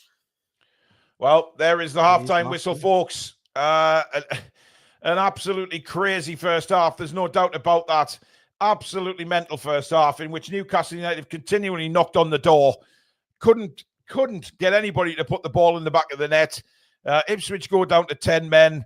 And then we get a penalty right at the end of the half through Alexander Isak converting. Very strange. Delvin Harris with a member for 39 months now on the channel. Thank you, mate. Floodgates opening second half. I mean, surely, Alex, surely they've got to open the floodgates in the second half. Because Ipswich have got to come out at us now. They've got no choice. Well, things will be a bit different, I hope, because we've got the halftime team talk to adjust tactics. The analysts and the coaches will be there to re-emphasize and hit home the messages of playing against 10 men, different things we can do to try and unlock this, because there's not going to be as much space. Make sure you're doing the right moves to try and exploit that space. You are a man up. So that'll definitely give us a bit of a boost. We do have subs that could come on and impact this, such as Gordon as well. But I think we've got the right players on the pitch. A player like Harvey Barnes is really good when the opposition are down to 10 men, because he's very technically gifted and very clinical. So I don't mind Barnes staying on now. Both wingers have been involved, Alex, and put some great balls in that we just haven't converted. 100%. Barnes and Murphy, I think, have been fantastic. They've gotten to the byline countless times. They've dinked it to the back post, front post, 6-yard box, penalty spot. But Barnes and Murphy could not have done any more for me. We just haven't had the players in the middle. Willock and Isak, I think, should have done a lot more with those chances, been in the right positions, and Ipswich have defended them very well as well. So, but we're 1-0 up. We managed to get it, even though it was for a penalty. Trolls with a super chat saying ref needs a punishment system, in my opinion. Refs need a punishment system, in my opinion. And Calvin says, happy to be 1-up, but this ref is having a shocker. Absolutely. Guys, if you are enjoying the show so far, please do give it a like. Very important for those to keep coming in. And of course, if you're new and you still haven't done so, please do subscribe. It is completely free to do so. But don't forget to hit that notification bell so you never miss an upload or a live show. Come and be part of this incredibly, rapidly, quickly growing community here on the Toon Review. And also thank you to channel sponsors, Mamaroo Records. Check them out in Whitley Bay. If you can't get into the shop, check them out online. That is pinned just underneath our website address. The new website is now up and running for all your Toon Review merchandise. The toonreview.com is your place to go.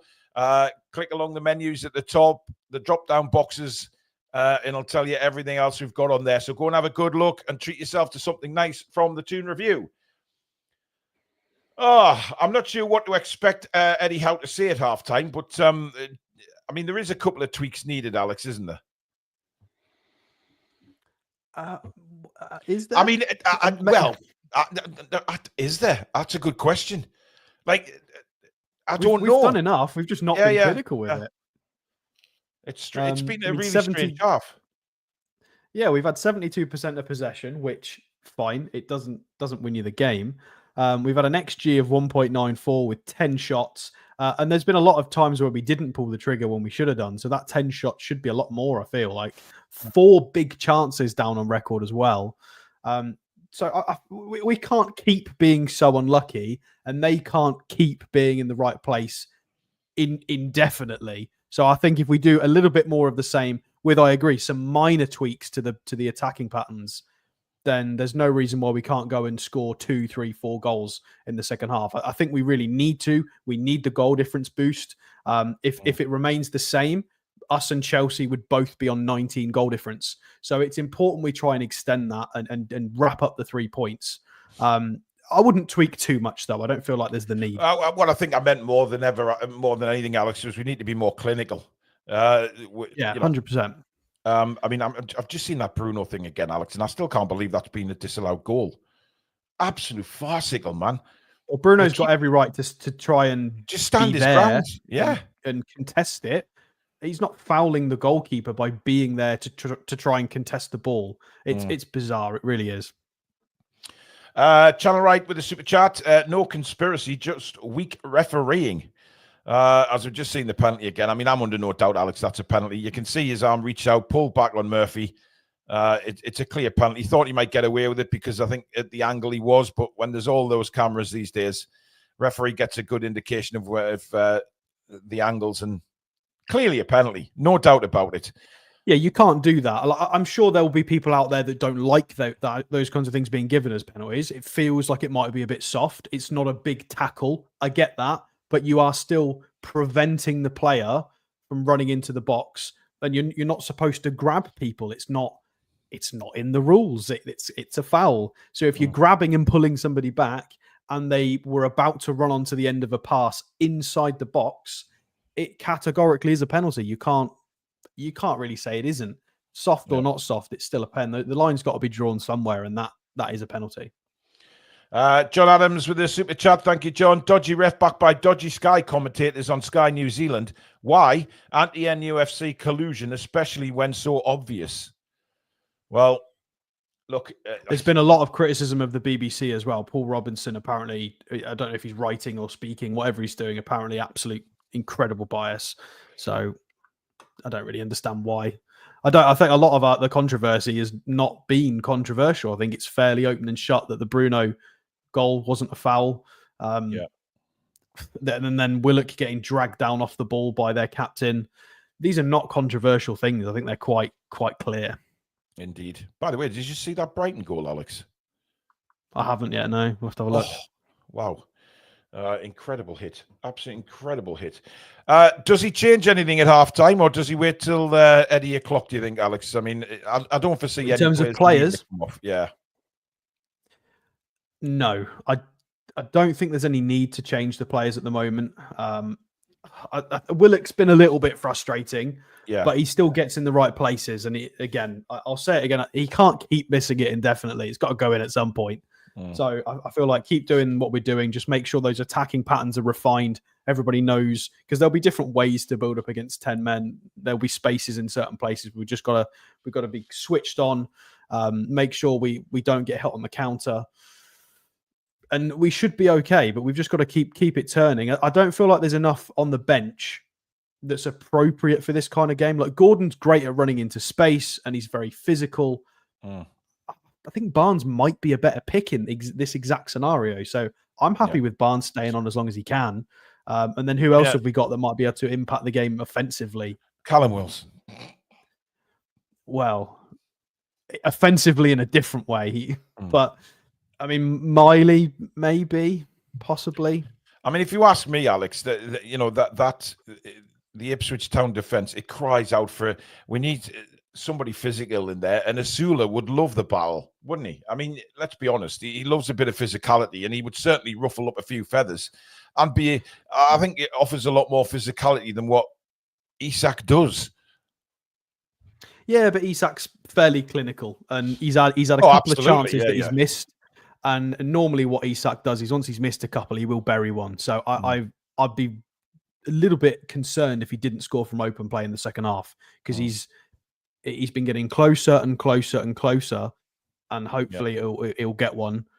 He's already got one, but I mean from open play. So I personally, I don't really want to see any changes until it's necessary.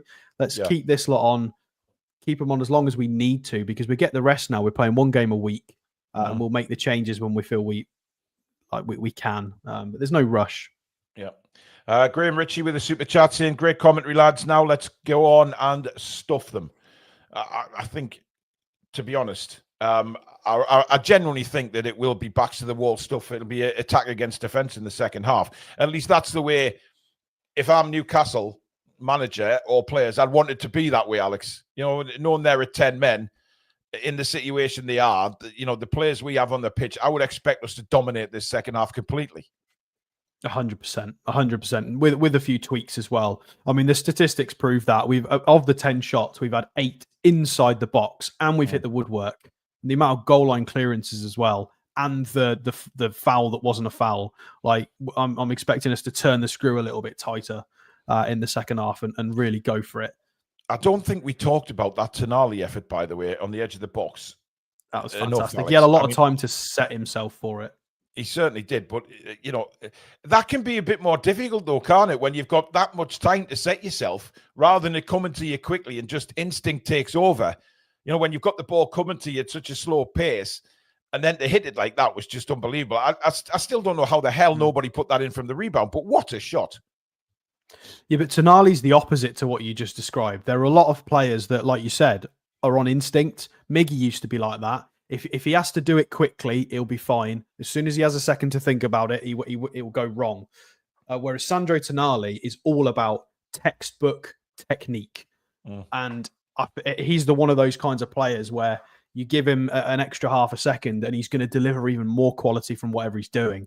Because his technical quality is just so high. And it was proved in that shot. He set himself and he was very unfortunate not to get a goal from it. And I don't know how we didn't score from the rebound either. Yeah. But Sandro, apart from one mishit sort of ball over the top, everything he touches is just the technical level of Sandro is so high. It's lovely watching him cross a ball or have a shot because it's just brilliant. Yeah. I think talking about Joe Willock, Alex, I mean, the problem with Joe Willock is I think he's working all right today. He's working hard, but it's not the Joe Willock that we know. He's not really getting the ball and driving forward and things like that, or trying to, create opportunities. He's getting in the 6-yard box. He's not really getting anywhere near the ball. I just want to see that little bit more from him. Devil's advocate, I agree with you completely. But devil's advocate, to play the other side, to try and give a bit of an answer to this, maybe it's not the best opposition for a player like Joe Willock, in that there's not as much space for him to drive into. Willock likes the kind of runs that Gordon also uses. He wants to be up against one or two players to be able to use his pace and acceleration. He's got his wires crossed once or twice with Livramento as well on the left. He's been okay, but I can't give him any more than an okay so far. But he's also got himself in really dangerous areas centrally in the box, whether it's on the penalty spot or in the 6-yard box. He's acting as almost like a supplement to Isak. He's floating in and around those areas. And I just want to see him, if he can get a few more good runs. But you've got to remember, Paul, there's not going to be a lot of space in the second half. So we're not going to see those Joe Willock attributes. Hopefully we can see something from him in the box, though, because he's got the quality and he's in the right place. And it'd do him... For everybody saying he's not got good to try enough, and make a difference matter. when he gets chances like this, Alex. I think he's got to make a big impression, and I don't think he's made a big enough impression in that first half. I'm not thinking about that side of it as much. I'm thinking about a goal would give him a good confidence boost, which might help him in the run-in. And we need confident, happy players right now. If Joe Willock can get a goal and have a smile on his face, it'll be a bit more relieved, and he might give us some better performances for the rest of the matches until we end the season. So I'd like it for that reason. But yeah, you're also correct. He does. You would imagine in the summer, someone might be up for sale, or they might entertain offers for someone. And at the moment, we all generally think as a fan base it might be Sean. However, you never know with Joe Willock. So, but I'd just like him to get a goal today just for his confidence. I think it'd be really good for him. I think if somebody came in with a decent offer that Newcastle would find hard to turn down, I think they would accept it. I genuinely would. Well, the main three midfielders are untouchable, and Eddie Howe has just said that Miley's untouchable. So that only leaves Joe Willock and Sean Longstaff. So if they are entertaining getting rid of one midfielder, it'll be one of those two. So Isak's stats for the first half, by the way: 1 goal, 4 shots, 1 on target, 13 touches, and he's run 4.4 kilometers. So he's getting about. He's definitely getting about.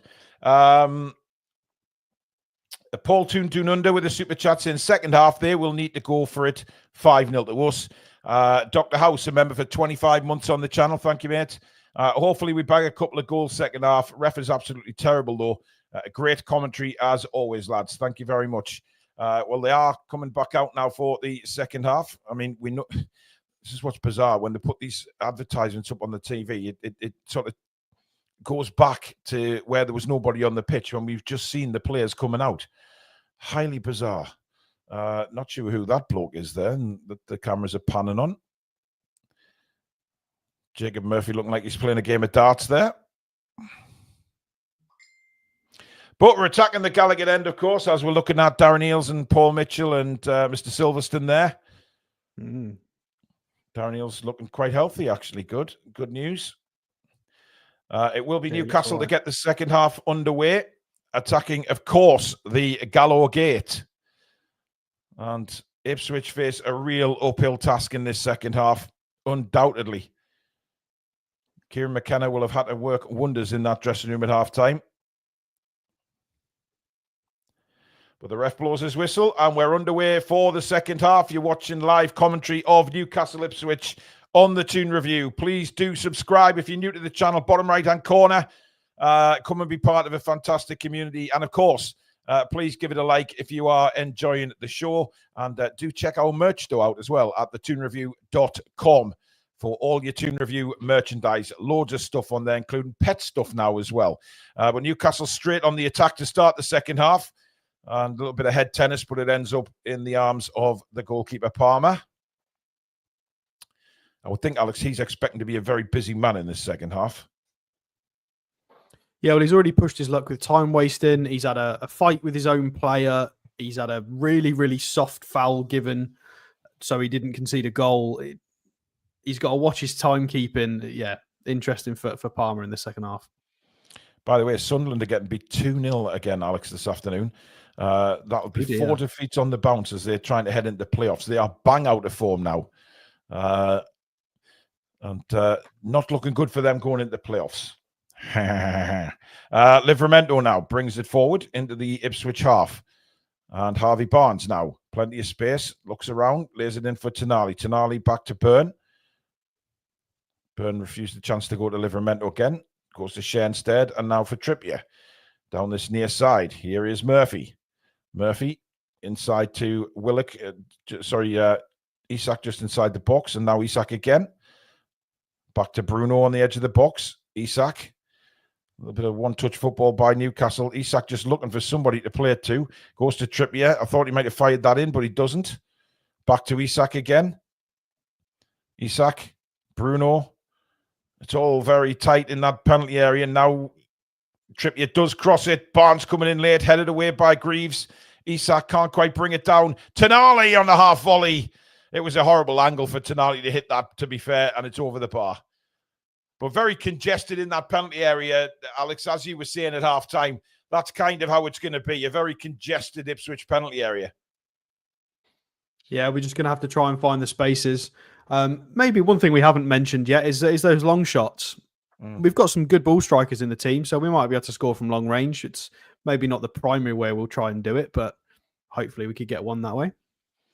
Yeah, I agree, but sometimes we don't always hit it like that, do we? It's even though we know we've got some good shooters in the team. Livramento, nice bit of football this by Newcastle. Isak, Tonali, wonderful ball to Barnes. Barnes just over the bar. And he's frustrated he didn't put that in the back of the net because so many times this season Barnes has done that. Brilliant move by Newcastle. Great ball through by Tonali for Barnes. And just over the bar, Alex. Yeah, it was exactly the same situation as when he scored a couple of weeks ago. He did have options left and right, but he was in a good position. And you can't really blame him because he's been scoring from those areas, but just over the bar. Just slightly got under it a bit, didn't he? Absolutely brilliant through ball by Tonali, a first-time ball. Well, Isak involved in the build-up of that as well. Absolutely so nice to see him getting involved in those kind of moves. It was a very, very nice build-up indeed. And I think Barnes was trying to curl it a bit more, Alex, and just sort of got a little bit too much under it. But really good movement anyway, and a good opportunity. And Ipswich have a throw-in, which Trippier wins. And now Tonali to Murphy. And Trippier goes back to Nick Pope, who will continue the passing. Out to Livramento on the left-hand side. Plenty space for Tino to run into. Not running at full pelt at the minute, but just tucks it inside for Tonali, who's got loads of space. Good ball out to this near side. Trippier now. Again, plenty space for Newcastle to play it around. Murphy whips in across, far too close to Palmer, though. The Ipswich keeper, I don't think there's any need for him to go down like that, but hey. Channeling is in a Jordan Pickford. I think so, yeah.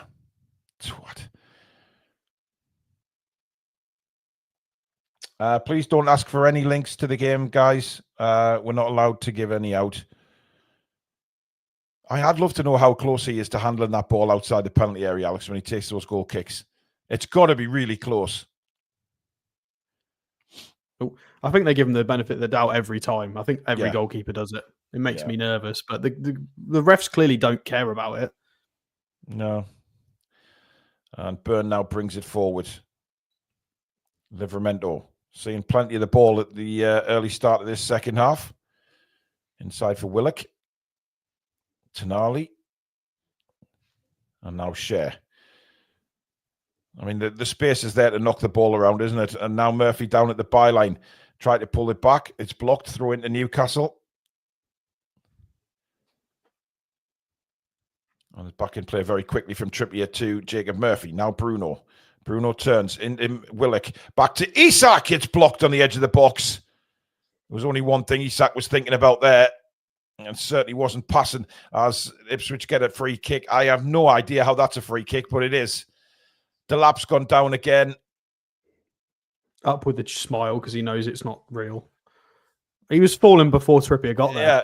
Yeah, Trippier hasn't even touched him. Oh my word! Oh, the next wow. time was even worse. Wow! What a dive!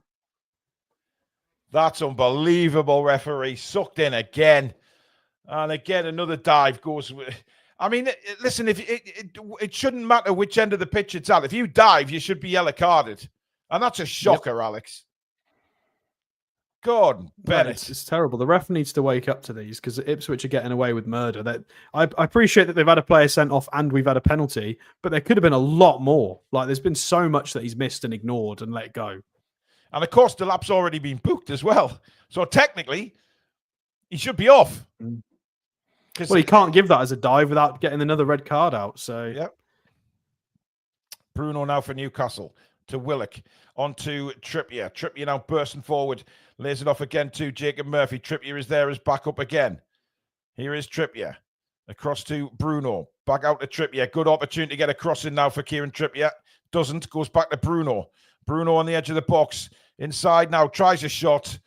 And see, I get frustrated with Trippier there, Alex, because that was a perfect opportunity to put a cross in. Yeah, but it's because the original pass was a bit behind him. Everybody had been set. So he's waiting for the forwards to make that run. And if it wasn't in time, so he just recycled it. It's fine. If anything, blame the person who passed it behind him. Which was Bruno. Like at this level, there's no reason. When you're doing a 10-yard pass, there is no reason it has to be behind them. That's unacceptable. Yeah. And not the best ball in from Bruno either, by the way, which just went out for a goal kick. Newcastle win the header again. Isak. Well, that's not good by Isak. Straight to Enciso. Enciso running at Trippier. Trippier does well. I think it was caught there as well, but the referee decides not to give anything because Newcastle are in possession. And now Willock on the halfway line, bursting forward. This is what I want to see from Willock. These bursting runs forward that cause the defenders all sorts of panic. Willock does well. Lays it to Barnes. Barnes to Bruno. Bruno has Murphy on the edge of this box here on the right-hand side. Murphy clips it across. It's blocked, but he'll get the rebound. Murphy again. Trippier goes on an overlap. Murphy inside for Barnes. Lovely turn by Harvey Barnes. Shot is blocked. Comes to Livramento. Livramento now clips it in with his left foot. He's overhit that, but Scher is there to bring it down at the edge of the box. Trippier now taking his time with this. I mean, Murphy. Oh, man, stop trying to walk the fucking ball in, man. Somebody's got to have a shot, Alex. Come on. I don't know what Trippier was doing there. I don't mind what Murphy did there, but what somebody's got to follow him in. Somebody's got to anticipate that. You know, we ask for players to be more technically creative in the box, and when somebody tries to be, nobody's there. So somebody's got to be in that area to help Murphy out. I don't understand what Trippier was doing there, Alex. Just holding on the ball for so long. Players are making runs. Well, I think we're trying to be a bit more creative with it instead of just booting it in the box. Yeah, I agree. Yeah. I just think it sometimes gets really annoying when they don't just have a shot and try and walk the ball in. Just put it in the back of the net. We now lie third in the table, by the way, as it stands. 1 point ahead of Manchester City, 2 ahead of Chelsea and Forest. 5, of course, ahead of Villa in the run-in for Champions League. Here's Tonali now. Lovely ball into Willock. Willock, good close control, can't get a shot away. Comes back to Trippier. Trippier now to Murphy. Murphy again. Right-hand side of the box. Goes to the byline. Fires in across. Palmer gets his fists to that. And bouncing around again. And Morsey will bring it away for Ipswich, who also shouldn't even be on the pitch. But, let's focus on another attack for Newcastle. Isak on the far side of the penalty area. Tries to curl it in. It's deflected out for a corner. And you can see what Isak was trying to do there, Alex. Just curl a lovely one into the side of the net. Short corner. It is a short corner. Trippier now. Murphy. Back to Trippier. Trippier this time will cross it. Dink to the back post, and it's in. And it's Dan Burn who's got the header. And nobody was stopping Dan Burn this time. He absolutely ploughed through the Ipswich defence and nods it in the back of the net. And Newcastle lead 2-0 because just like Dan Burn, Granny's from Blythe.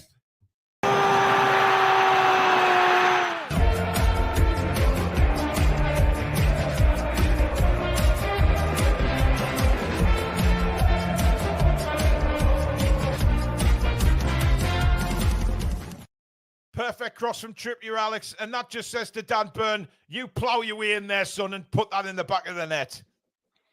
Yeah, there's your corner goal, everyone. There it is. Lovely short corner. And Dan Burn, he knows where he needs to be. Arrive at the back post, dinked up by Kieran Trippier. There's an assist for the man. There you go, 2-0. Hopefully that we can rest a little bit now and just enjoy the football, try and get a few more goals. But it was nicely worked. There was no way Dan Burn was not getting on the end of that, Alex. He went through literally 2 Ipswich players and Bruno to make sure he got on the end of that. Yeah, lovely goal. Lovely goal. It's what we need from him, though. He's never given us too much in the way of headed goals from set pieces. And this season, he's made it count. A very important one in the cup final. And one today that could be really important for us on goal difference as well. Well, let's keep going. Let's just keep going at them. Get more goals. Delap again having a physical battle there with Kieran Trippier. Right, he's got to be careful. He doesn't get sent off as well. Well, there's a couple of Ipswich players walking severe tightropes. Trippier now for Newcastle. Bruno back to Trippier. I mean, the opportunity's there to go and get a few more goals here, Alex. Let's be honest. That's what I want to see. Isak trying to thread the ball through for Barnes. It's a terrible pass. Absolutely. That was Isak trying to thread the eye of the needle there. I've not seen that before. No, well, that's probably why we've never seen that before, Alex. It was dreadful. Anyway, Morsey tackled on the halfway line. Newcastle break now with Barnes. Barnes. Oh, why did Willock Murphy stop running? A lovely little ball from Barnes. If Willock had kept running there, he would have been through on goal. I think Murphy thought Barnes was just going to take it for himself, so just pulled the runner out. Yeah, sometimes you have to have awareness, though. But he was trying to stay on side as well, so there's a lot of things he's trying to do all at once. Because if he continues his run, he's offside. So, well, the Ipswich fans are still singing. We know how they feel. We know how they feel. Burn and Delap again having a great battle there, but Burn comes out on top. Of course, Ipswich will be confirmed as relegated today. I think West Ham have equalised as well, so they're going to get another point. So Ipswich will definitely be relegated today. Trippier over the top for Murphy. That's terrible control from Jacob Murphy. Trippier there again. And now Tonali. I mean, if I was the Newcastle players, I'd think, right, let's try and... some individuals will be thinking, there's goals in this for me. Willock again. 100%. Livramento. Barnes. Oh, nicely done by Harvey Barnes. Isak. Ball taken off him. And Ipswich get it away with Enciso. Tonali all over the back of him. And Ipswich win a throw in. I thought that was a foul on Livramento there. So did Tino Livramento, but he's not going to get it. Tell you what, Enciso is hating Sandro Tonali today. Yeah, Tonali's just bossed him, hasn't he? He's absolutely bossed him. There's still just over half an hour to play in this game of normal time. Ipswich 2-0 down, a man down, and are going down. Not a good day for the tractor boys. Oof, I tell you what, that was a strong challenge by Bruno. Livramento now back for Dan Burn. And Burn out to this near side for Trippier to run into loads of space. Having a field day down the right-hand side. Bruno, little few step overs there, gives it back to Trippier.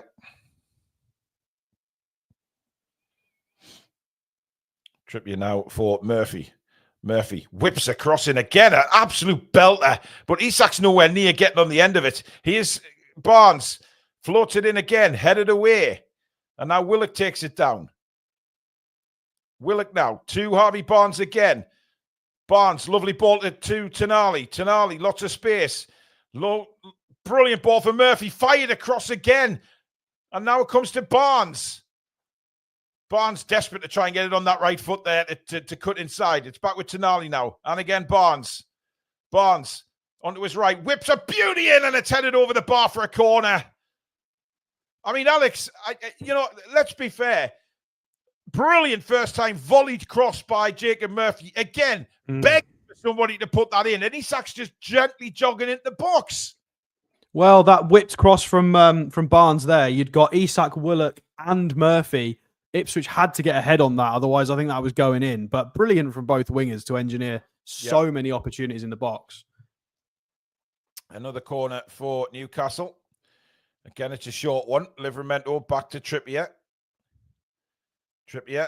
Tonali on the edge of the box. Now Murphy. He might fancy a punt from there. He does! And he's killed it just wide.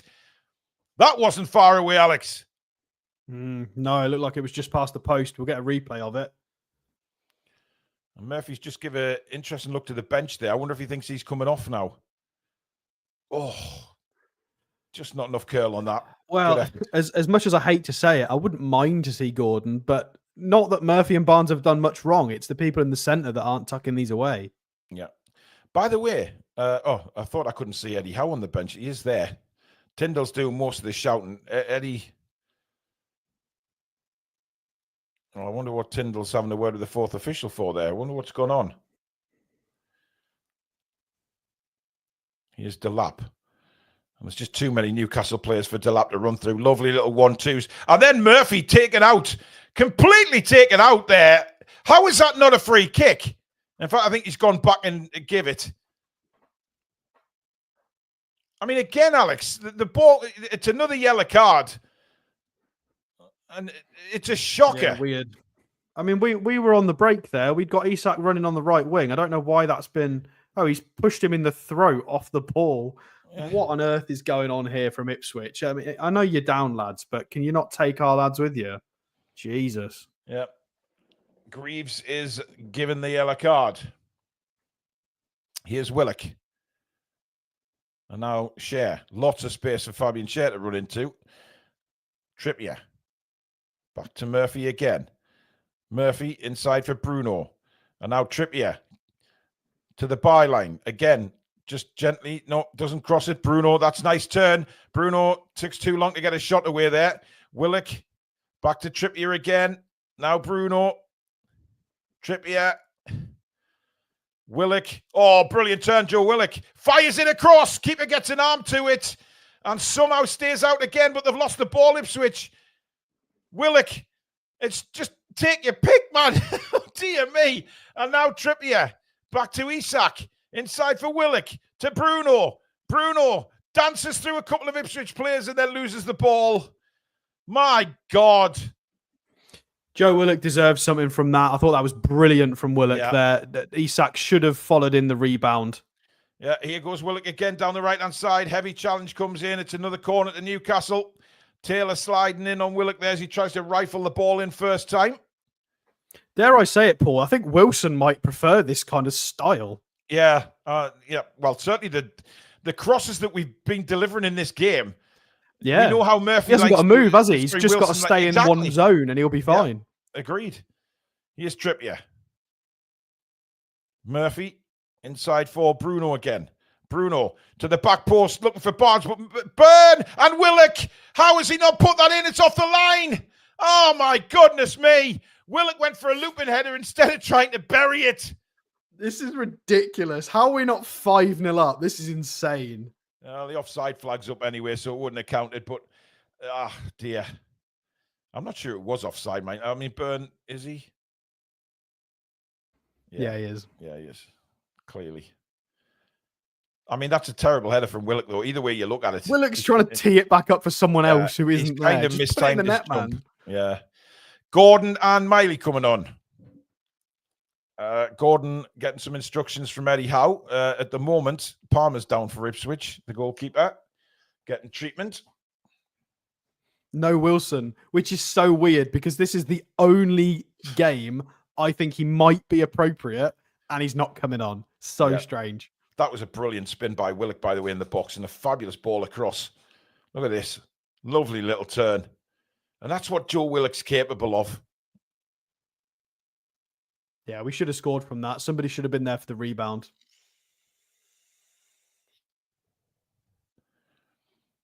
Kieran McKenna looks forlorn. Obviously not enjoying this season at all. I mean, he'll take some positives out of it, I'm sure. It is Harvey Barnes to be replaced by Anthony Gordon. And again, I think Barnes has had a fantastic game, by the way. I think he's been excellent. I don't think we needed to take Barnes off. I'm not sure. Well, is he going off? I'm not sure there was anything wrong with it. Willock's the other player going off. Well, I think Willock and Barnes have been really good in the last 5 minutes. It's not. It's Murphy. No. Oh, they're changing it, are they? Well, 11 went. Oh, Barnes came off and then stopped. I think there's a bit of confusion about who's coming off here. They've changed their minds. It's Murphy coming off now for Gordon. So Gordon's going across to the left-hand side, I think. Weird. Or is he? I don't know. Well, Murphy's definitely off, as is Willock. As is Willock. Miley is on, and also Anthony Gordon. Joe Willock doesn't look too impressed with coming off, by the way. And I think he was just starting to get going a bit the last 10 minutes, wasn't he? He was getting more involved. He's certainly been involved more second half. Without a doubt. He's done everything but get a goal or an assist today. Yeah. Yeah, Barnes is on the right. And again, there'll be so many opportunities. I expect to see a bit from Anthony Gordon in this last 23 minutes, Alex. I'm excited to see Miley as well, to be fair. It's an interesting game for him. Well, last time we saw Miley, he wasn't good, was he? When he came on against Leicester. But Newcastle really are going for it. They're still keeping the tempo up. And Miley involved there in a clash. Oh, what a ball that is by Trippier across to Gordon, by the way. Fabulous ball. And now Livramento inside for Bruno. Back to Tonali.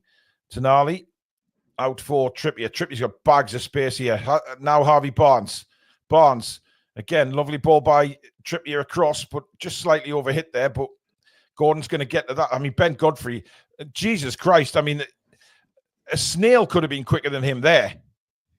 Just didn't want to know in that chase with Anthony Gordon. Here is Gordon again. Little 1-2 with Isak. Nicely played. 2 little 1-2s. And now Barnes. Still Barnes. Barnes onto his left. Oh, he tried to clip it through. Newcastle won a penalty. He's not going to get one. It was a clever little ball that by Barnes looking for Bruno, Alex, and Barnes is convinced there was a handball in there. Yeah, he knew he wasn't going to get the power on a left-footed shot, so he just tried to sneak it through the players to Bruno. We'll get the replay on the handball shout. Spins there. Oh, well, as soon as he kicks the ball, it goes off. Well, that looked like come off his foot. It's this. Well, we're not going to see that. I think they are checking it, aren't they? Well, it was arms outstretched, which is that a natural silhouette for the action he was making? Maybe. You can't run with your arms in your pockets, but still. I'll tell you what. It is. They are checking another handball here, by the way. It is that there. Although it's down by his side. When he tries to play the ball through, I don't think he can do much about that, Alex. I don't see a penalty. No, you don't want to see them given. Where's he supposed to put his hands? Inside his pockets? Well, rightly not given, and play has got back underway. But by the way, I think Harvey Barnes has had another fantastic game today, Alex. He's been on the ball so much and created so much. I mean, as soon as the need for runs in behind had kind of stopped, because he's not got that Gordon pace, but he's just got such good technical ability, good crossing ability, overlaps well, plays well with Tino. He's okay on the right. Yeah. It's a really good game for him today. Well, 20 minutes to go of normal time. Still 2-0 to Newcastle, but as comfortable as he'd ever wish to see. It's basically attack against defence. Ipswich down to 10 men. And Fabian Schär now bursting forward. He fancies a crack, but he's missed. He's kind of just scuffed it. And it's gone wide. And he's furious with himself. Yeah, I'm not surprised. That was awful. I mean, we've seen him smash them in before, haven't we? Ipswich subs. Oh, and Ciso is coming off. Keep subscribing, guys. Bottom right-hand corner. We're over 5,100 people watching on YouTube and X. If you're on X, hop over to Twitter. Subscribe that. If you're on X, hop over to Twitter. What am I on about? If you're on X, hop over to YouTube. Get yourself subscribed. And welcome to all our new subscribers. It is free to do so, guys. Rapidly growing community here on the Toon Review. So come and be a part of it. And don't forget to drop those likes in as well, as they're just important for the channel to put us in the search results on YouTube. And please keep checking that website out, thetoonreview.com, for all your Toon Review merchandise. As Palmer's goal kick goes absolutely nowhere. There's an Ipswich player stayed down right on the touchline. I think it's Greaves. I'm not sure what happened there. I think somebody may have jumped for a header and landed on him or something like that. I don't think there's any malice in it anyway. We've just seen it again. No, there's nothing there at all. No. I think it's the way he lands. He's holding his ankle. Yeah. Maybe just jarred his ankle the way he landed there. Oh, they've got a free kick for that. Oh, he's been tackled by a ghost, presumably. The linesman's right there as well, so he must be... must have had a couple of... Do you know what? I might just start singing the Righteous Brothers if there's ghosts kicking around, because I didn't see any foul there. I'm so lost by today's... I know we got a pen and they got a red, but it's just been so off. It's so bizarre. Terrible referee. At least 8 or 9 decisions have been just so easily wrong. O'Shea's got a bit of a bump on the head. The referee immediately stops the play. I mean, I'm not... Well, Byrne is on a yellow, so we've just got to make sure he doesn't get a suspension. We need to keep him on the pitch. An argument for Botman to come on for 10 minutes, maybe. Nice to see him. But then again, I mean, Ipswich's physicality, maybe it's not the time for bringing Botman on. Some of the rash tackles we've seen at the minute. Oh, Trippier, dear me. Took his eye off the ball there. The pass from Fabian Schär. Took his eye off the ball. Bounces over his foot and out for a throw into Ipswich. I think Trippier was thinking about the next move there rather than thinking about where the ball was going. He was 3 moves in front. Bit of head tennis going on at the minute. Barnes. Back to Trippier. To Tonali. Oh, sorry, Miley. Brilliant from Miley. That's what we know about Lewis Miley. Very calm on the ball there, just digging himself out of a difficult situation and getting the ball back to his centre-half. Here's Gordon now, cutting in on his right-hand side, right across the halfway line, sends it out wide to Trippier. Trippier to Barnes. Barnes now. Miley. Trippier, back to Miley. Little one-touch football going on here. Bruno to Miley. Barnes. Trippier, Miley, and Miley switches the play now to Byrne, to Livramento. Lots of space for Tino. Isak out on the far side there. 2 players come to him. Isak gets rid of 1, but can't get rid of 2, and gives away a free kick. It's not happening for Isak, Alex. I mean, he scored the penalty, but he's had a very, very quiet second half as well. Well, he was the only one willing to make a run there. Everybody wants to play the pass, not receive the pass. In that line there, you've got 2 players at the edge of the box, and everybody wants to be the playmaker. We need some players to make selfless runs, pull players out of position. You've got to go for it. It's all well and good being patient, but if you're not, you've got to make a decision eventually. Eddie Howe walking around his technical area there. A grimace face by Eddie Howe. I think you'd expect a few more goals before this match is out. Barnes tries to play it through for Isak, but not the best ball lad from Harvey. But I think Isak would have been miles offside. Barnes does really well, though, to win the throw-in for Newcastle. And gets on with it quickly too. Trippier. Callum Wilson is coming on, Alex. About time. I don't know why we couldn't have brought him on when we did the other substitutions. Yeah.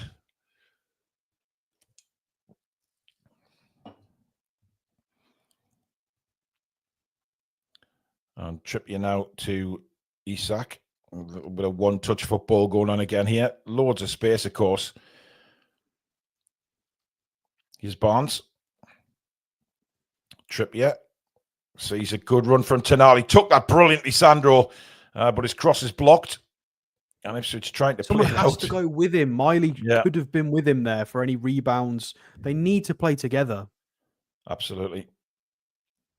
And Hurst there trying to control the ball, but kicked it out to play. Well, Callum's not going to get a better opportunity than get another goal for the club. And we're going to see Will Asula as well. Oh, my word. So Isak is one of the players to be withdrawn. He does have one of the goals today. Still not at his very best, though, but Jesus Christ, I mean, he's still an awesome striker. So Wilson replaces him. Harvey Barnes comes off to be replaced by Will Asula. I mean, it looks like Eddie's preferring Will Asula to be a right winger than a striker. Well, yeah. Save a bit of money in the summer, eh? Exactly. 15 minutes to see what Asula can do and what Callum can do. See how many times Callum actually gets the ball. I hope he bangs in a hat-trick, to be honest. I'd like to see both of them get on the score sheet. Yeah. Gordon, nice bit of skill there with a little 1-2 with Livramento. And now Fabian Schär. And here is Will Asula. First touch of the game. Back for Trippier. Asula stays wide. Miley comes inside with the ball. Trippier. And now Will Asula again. I mean, you just don't know what he's going to do. He's so... I don't know how to explain when he's got the ball, Alex. It's weird, isn't it? It looks like just springing about on him. He's just being careful, feeling the game out. Livramento now. Oh, lovely play from him. Tino. Oh, brilliant stuff. And now Wilson at the back post. Crosses it in. Nobody there. Tonali's there. Lays it down for Asula. He's got it back to Kieran Trippier. Asula again. Asula towards the penalty area. Now Bruno trying to play it back to Asula. See what Bruno was trying to do there. He was trying to get Asula in on goal. And now here's Trippier again. Tonali's tried to take the game by the scruff of the neck himself in the last 5 minutes. He has. Here he is. And that's back now for Schär. Dan Burn. He's got Gordon in plenty space over the far side. Here is Anthony Gordon. Gordon just waits up, waiting for a runner. Wilson did make one, but Gordon didn't give him the ball. Livramento. Gordon. Oh, good ball into Wilson now on the edge of the box. Wilson's control isn't there, but it comes to Miley. And now Tonali. Tonali has Trippier in plenty space here. Trippier, and it's blocked for a corner. Good movement that by Newcastle, but Callum's touch on the edge of the box there, Alex, not like it used to be. No, I mean, it was enough. It was a reasonable cross a minute ago, and then he did enough for us to retain the ball. It's just something a bit different to Isak. Hopefully he can get a good header in or something. Yeah, absolutely. West Ham have scored. VAR are checking it by all accounts, though. That would give them the lead. Burns got his hands up again. Trippier's got both his arms in the air for the corner.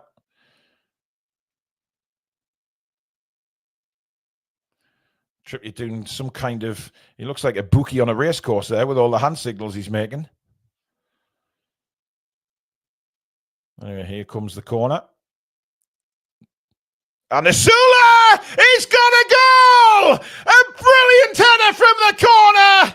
And it's a brilliantly placed header from Will Asula. And Newcastle United are 3-0 up. And he's doing a little dance with Bruno. This kid is an utter nutcase. But what a brilliant header that is from the corner. And it's 3-0 to Newcastle. So, ladies and gentlemen, grab your granny because she's going to the bingo to smoke a big Cuban cigar and win a few £100.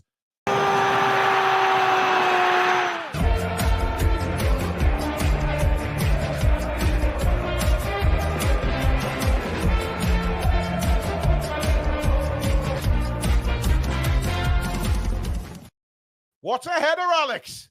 And he's sort of leaning back as well. Absolutely fantastic from the young man. What a first goal for him. Is that his first at St. James's Park? I believe it is, because he scored at St. Andrews, didn't he, against Birmingham City? Yeah, brilliant from him. Fantastic physicality, strength, timing. If anything, the Ipswich defenders nudged him into the right path there. But finally, did so well to get the power and the angle on that header when he's moving backwards. That is a fantastic he's been really header. good when he's played so far this season. He deserves his plaudits, and it's nice to see him get a good goal and impact it. This could be big for us, this goal. Yeah, that's fantastic.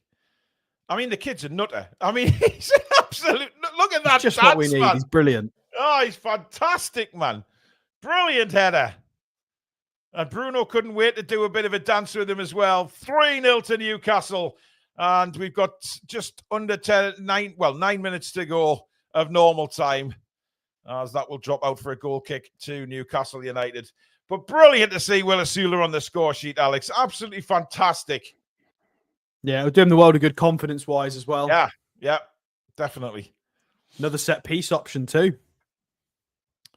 Well, I mean, Trippier took the corner, bang on near this penalty spot, wasn't it? And a really good header.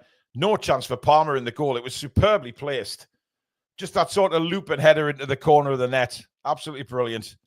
It took an age to go in. The goalkeeper was diving in slow motion. I knew that was in as soon as it left his head, Alex. I knew it was going in. It's one of those, isn't it? Yeah. I think Asula did as well, because he was jumping around before the ball even went past Palmer. But absolutely fantastic. Made up for the lad. Great stuff. And it puts us 3-0 up and improves that goal difference again. Here is Asula again. Little, I mean, look at that. Step overs. Yes. A few little step overs. Brilliant stuff. Oh, God. What a cameo this is. Here's Miley. Trippier.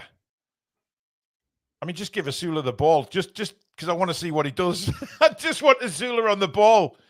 Here's Bruno. Oh, Tonali picked up a brilliant position. And Wilson couldn't get Sandro, there. That was your time. Yeah. He couldn't get the... He's annoyed with himself because he knows he should have controlled that better. This could have been a Sheffield United game. Like, this could have been 8 if we'd have done this properly. I know we're winning, but it could have been so much more. Here's Big Sven. Sven Bartman. And it's Fabian Schär to come off. By the way it stands at the moment, Spurs are 17th in the league and Manchester United 16th. By the way, Fantastic. that was, I don't know whether you noticed that interaction between Schär and Botman there. Schär giving him a massive hug and a welcome back. That was lovely to see that, Alex. Yeah, well, they were centre-half partners for a long time, weren't they? Sven was an ever-present player until he got injured. Yeah. That's lovely to see that, though. There's obviously a friendship there, isn't there? And that's great to see. And now Ipswich once again trying to play it out. And Palmer has just hoofed the left foot straight to Asula. And he just lets that run out for a throw to Newcastle. I'm not sure what Palmer was trying to do there on his left foot. But Asula's hungry, mate. He's hungry, Alex. He is. Well, hopefully that's what we wanted for Willock, and it's fallen to Asula today. Yeah, the confidence. He got the confidence goal. So if he does give us any minutes in the final fixtures, he could be handy. Botman's first touch, a good ball out to Will Asula, who again 25,000 step overs. Great cross, cleared away, only as far as Tonali. Tonali whips it back in. It's cleared again by Ipswich. Trippier now. Asula again heads to the byline, and he goes down and doesn't get a free kick. Tonali in there with a block and a throw to Ipswich. Tonali death staring the linesman there, expecting a foul, and it wasn't. It was a hell of a death stare. My God. Peter Garthwaite with a super chat. Let's hope the kid doesn't have to wait till the end of the next season to get another chance. Peter, let's just celebrate today. Here is Miley heading towards the byline again. Miley, lovly cut back, plays it back to Trippier. Now inside to Bruno. Bruno spins into the penalty area. Bruno trying to box his way through. He's still going. And eventually Ipswich get it away. How this game's only 3-0, I'll never sudden know. And somehow the offside flag's gone up. I don't know how we've managed that. Where the hell's an offside there? I don't know, because Bruno had it himself when he was onside, and then it pinged off to Livramento, who was behind him. So I don't know how that can be offside. Unless it's touched Wilson somewhere in there that I didn't notice. Well, maybe. Anyway, Taylor's going off for Ipswich. What a throwback for the way that Osula's playing. You can't cross a ball unless you've done 2 step overs first. I love it. Oh, it was mint. Fubar's been a member for 20 months on the channel. Asula scores 3-0 up and Botman is back. Today is a good day. Absolutely.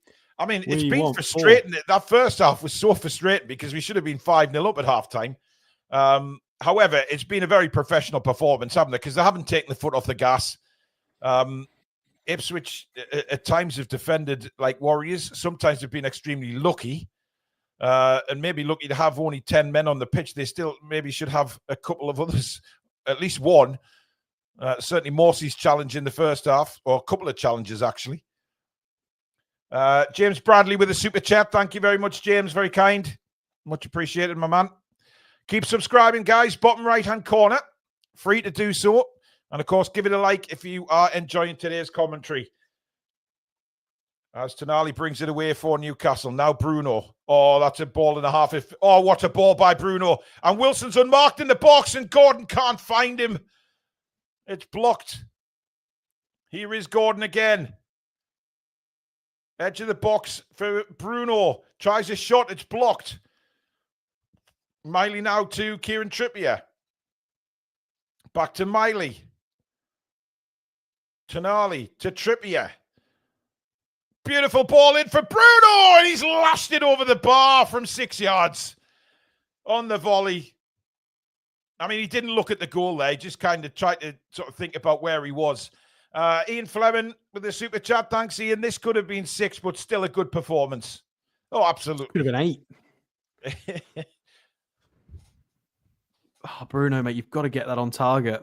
Yeah, he's not looking where the goal is, though, is he? He's sort of got his back to goal. It's hard technically to do that, but at least get it towards goal and then somebody could maybe mop it up. Although not that our lads have been doing that today. Yeah, chances are begging. But here come Ipswich with Hurst. There's nobody else up with him, to be fair. And Dan Burn covers him off and blocks the ball and a throw into Ipswich down by the corner flag.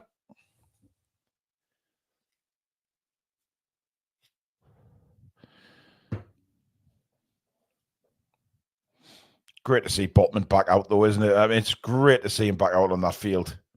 Such a lift. It's so integral. Yeah, well, we might need him against sort of Chelsea and Arsenal if we want to shift formations and play in a different way. So it's great to have him back. Yeah.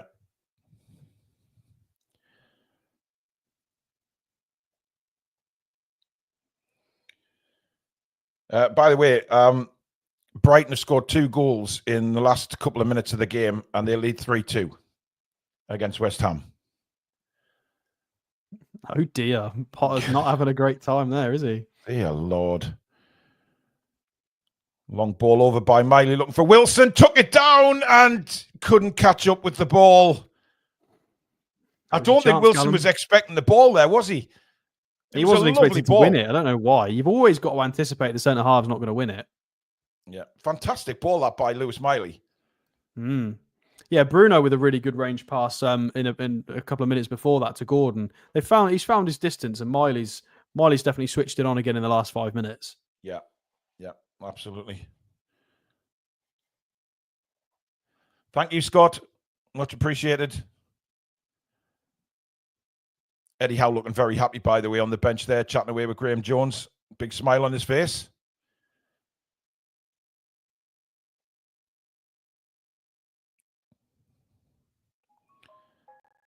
Tonali's been fantastic today, hasn't he? He's just been all over the pitch. But there's been a few really good performances today. Barnes was excellent. Murphy had a good game as well. They both put some brilliant balls into the penalty area. And there's Asula helping out defensively. Yeah, good from Will Osula there. You need him to do that as well. Morsey now for Ipswich. Into the box it goes. Nick Pope comes out and claims. and gets on with it very quickly with a lobbed throw to Gordon. And Gordon's completely cleared down the left-hand side. There's nobody there. And he steps in on his right, fires his shots, and it's straight at the goalkeeper.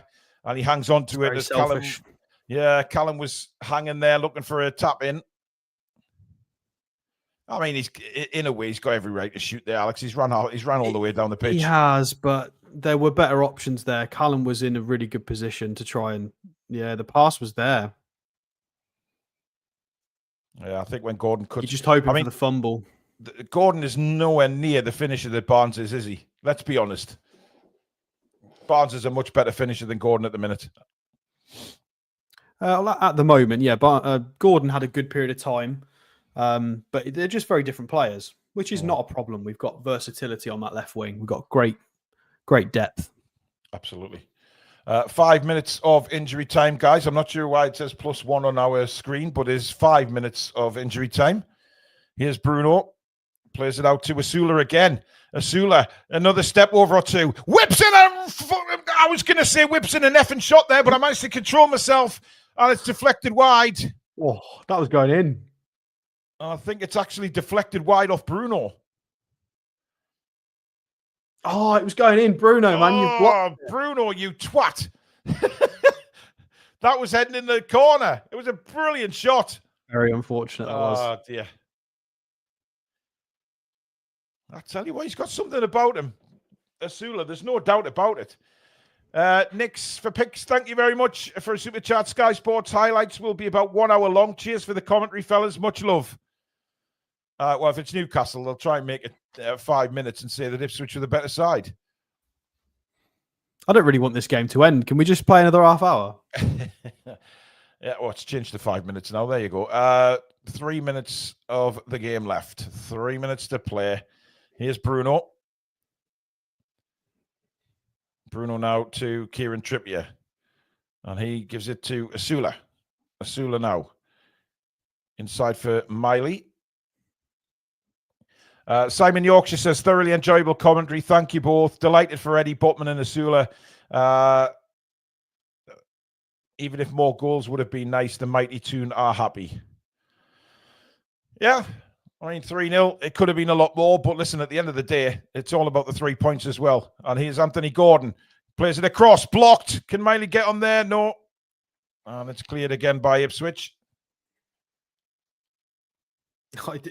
Mate, you left your flag at home there. Jesus. Is it offside? You're a bit late there. Yeah, he's clearly offside, though. But, of course, this delayed offside nonsense. Honestly. Load of crap. 2 minutes to go. Keep subscribing, guys.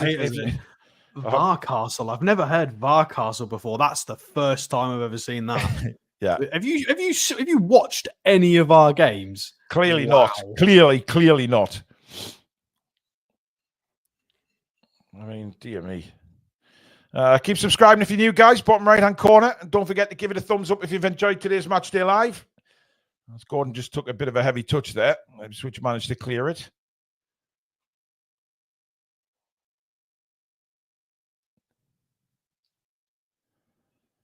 Gordon.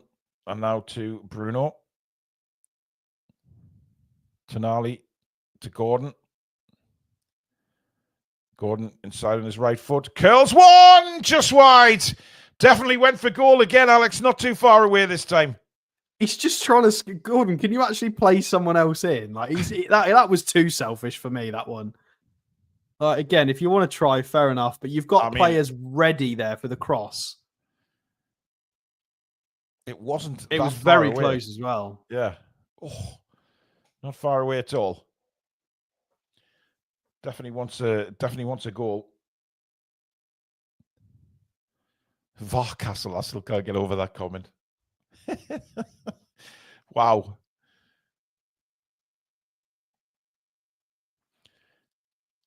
Clearly someone who doesn't watch the Toon a lot.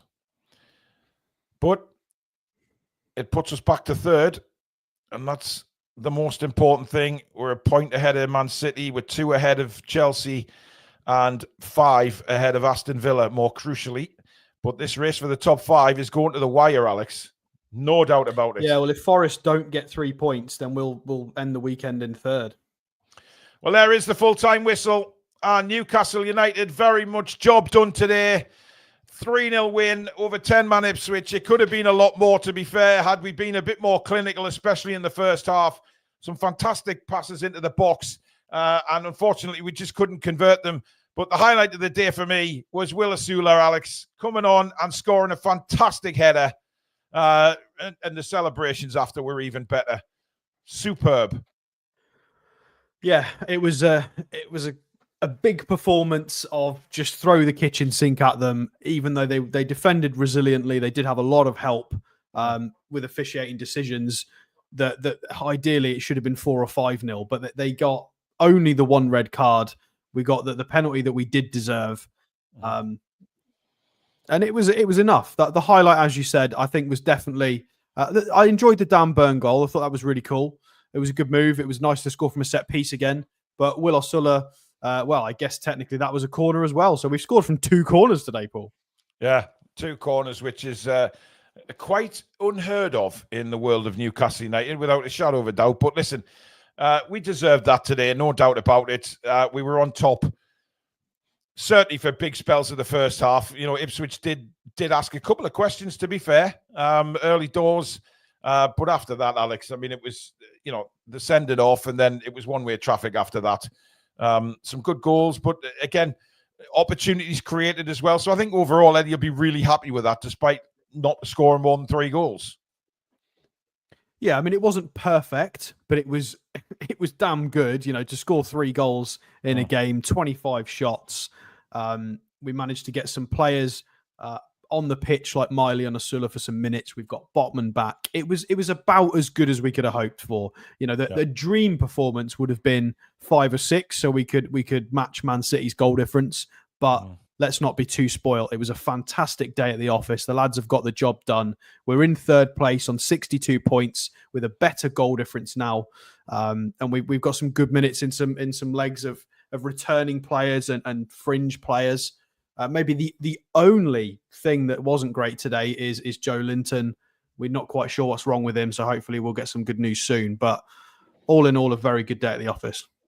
Yeah, and some really good stories out of that day. Asula's goal, obviously Botman coming back is I mean, let's not underestimate what a massive boost that is for the last couple of games of the season, Alex, having somebody like Botman there to step in. I mean, to be honest, do I think he'll drop Share or Burn? No, I don't. I think Botman will be there as unless he goes to a 3 centre-half system against, you know, Arsenal or someone like that, Alex. Which exactly that. This gives me more hope in the Chelsea and Arsenal games.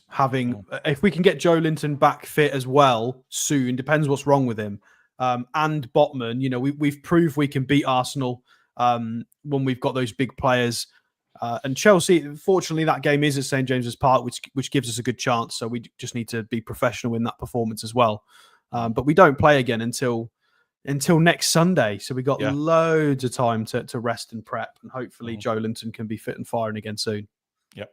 Revenger32 with a super chat saying, win our home games and we are in. Yep. But I'd still like to see us go to Brighton and get something, to be fair. Yeah, agreed. We owe them one. Let's be honest. I'm sure we feel the same about Brighton as Arsenal feel about us, and saying that we owe them one, because, you know, they came up here in the league and stole a victory, because I think we deserved something out of that, but they beat us in the FA Cup as well. So we do owe Brighton a Tonkin, if we can give them a Tonkin. But just a win would be nice at the Amex next week, without a shadow of a doubt. Alex, are you doing a Patreon reaction? I am indeed. I'll be recording something straight away. So as I'm sure you're doing your YouTube instant reaction, so make sure you come back in the next half an hour to an hour, and Paul will have his instant reaction up on YouTube as well, and I will have mine up on Patreon. There you go. There is the lovely link. Thank you very much, Paul. There is the link with Patreon, of course. It's just a little bit extra from us away from the camera. It's a good way to support the channel as well. With match reactions, transfer news, legends, history podcasts, and things like that on there. So if you are interested, check Patreon out. The link for Patreon is down there somewhere in the description. So please check that out. And Alex will have his match reaction on there. and let you know on the socials when it is out. That'll be out before 6 o'clock tonight, guys. Coolie ho. But that is it for Matchday Live. Thank you very much for tuning in. Please do give it a like, obviously, if you have enjoyed the show today. And don't forget to subscribe if you are new. It is free to do so. As I say, hugely, rapidly growing community here on the Toon Review. Come and be a part of it. It's free to do so. Hit that notification bell as well so you never miss an upload or a live show. And of course, check the website out, thetoonreview.com, for all of your merchandise. There's some fantastic products on there. So get yourself on there and get yourself a little present. And of course, thank you to Mamaroo Records for continuing to sponsor the channel, based in Whitley Bay, for all your music needs. But if you can't get into Whitley Bay Town Centre, check them out online. Their description is pinned right underneath our website link as well. So please try and support your local stores. Thank you for all your super chats and memberships. Mods, you've been brilliant. Alex, thank you for your company this afternoon. And we'll see you tomorrow night for the match review and the player ratings, which should be nice and peaceful tomorrow night. But thank you very much for watching, every single one of you. Welcome to all our new subscribers, and thank you to all our current ones. And we'll see you again very soon. But in the meantime, have a cracking night, folks. Take care. Come on.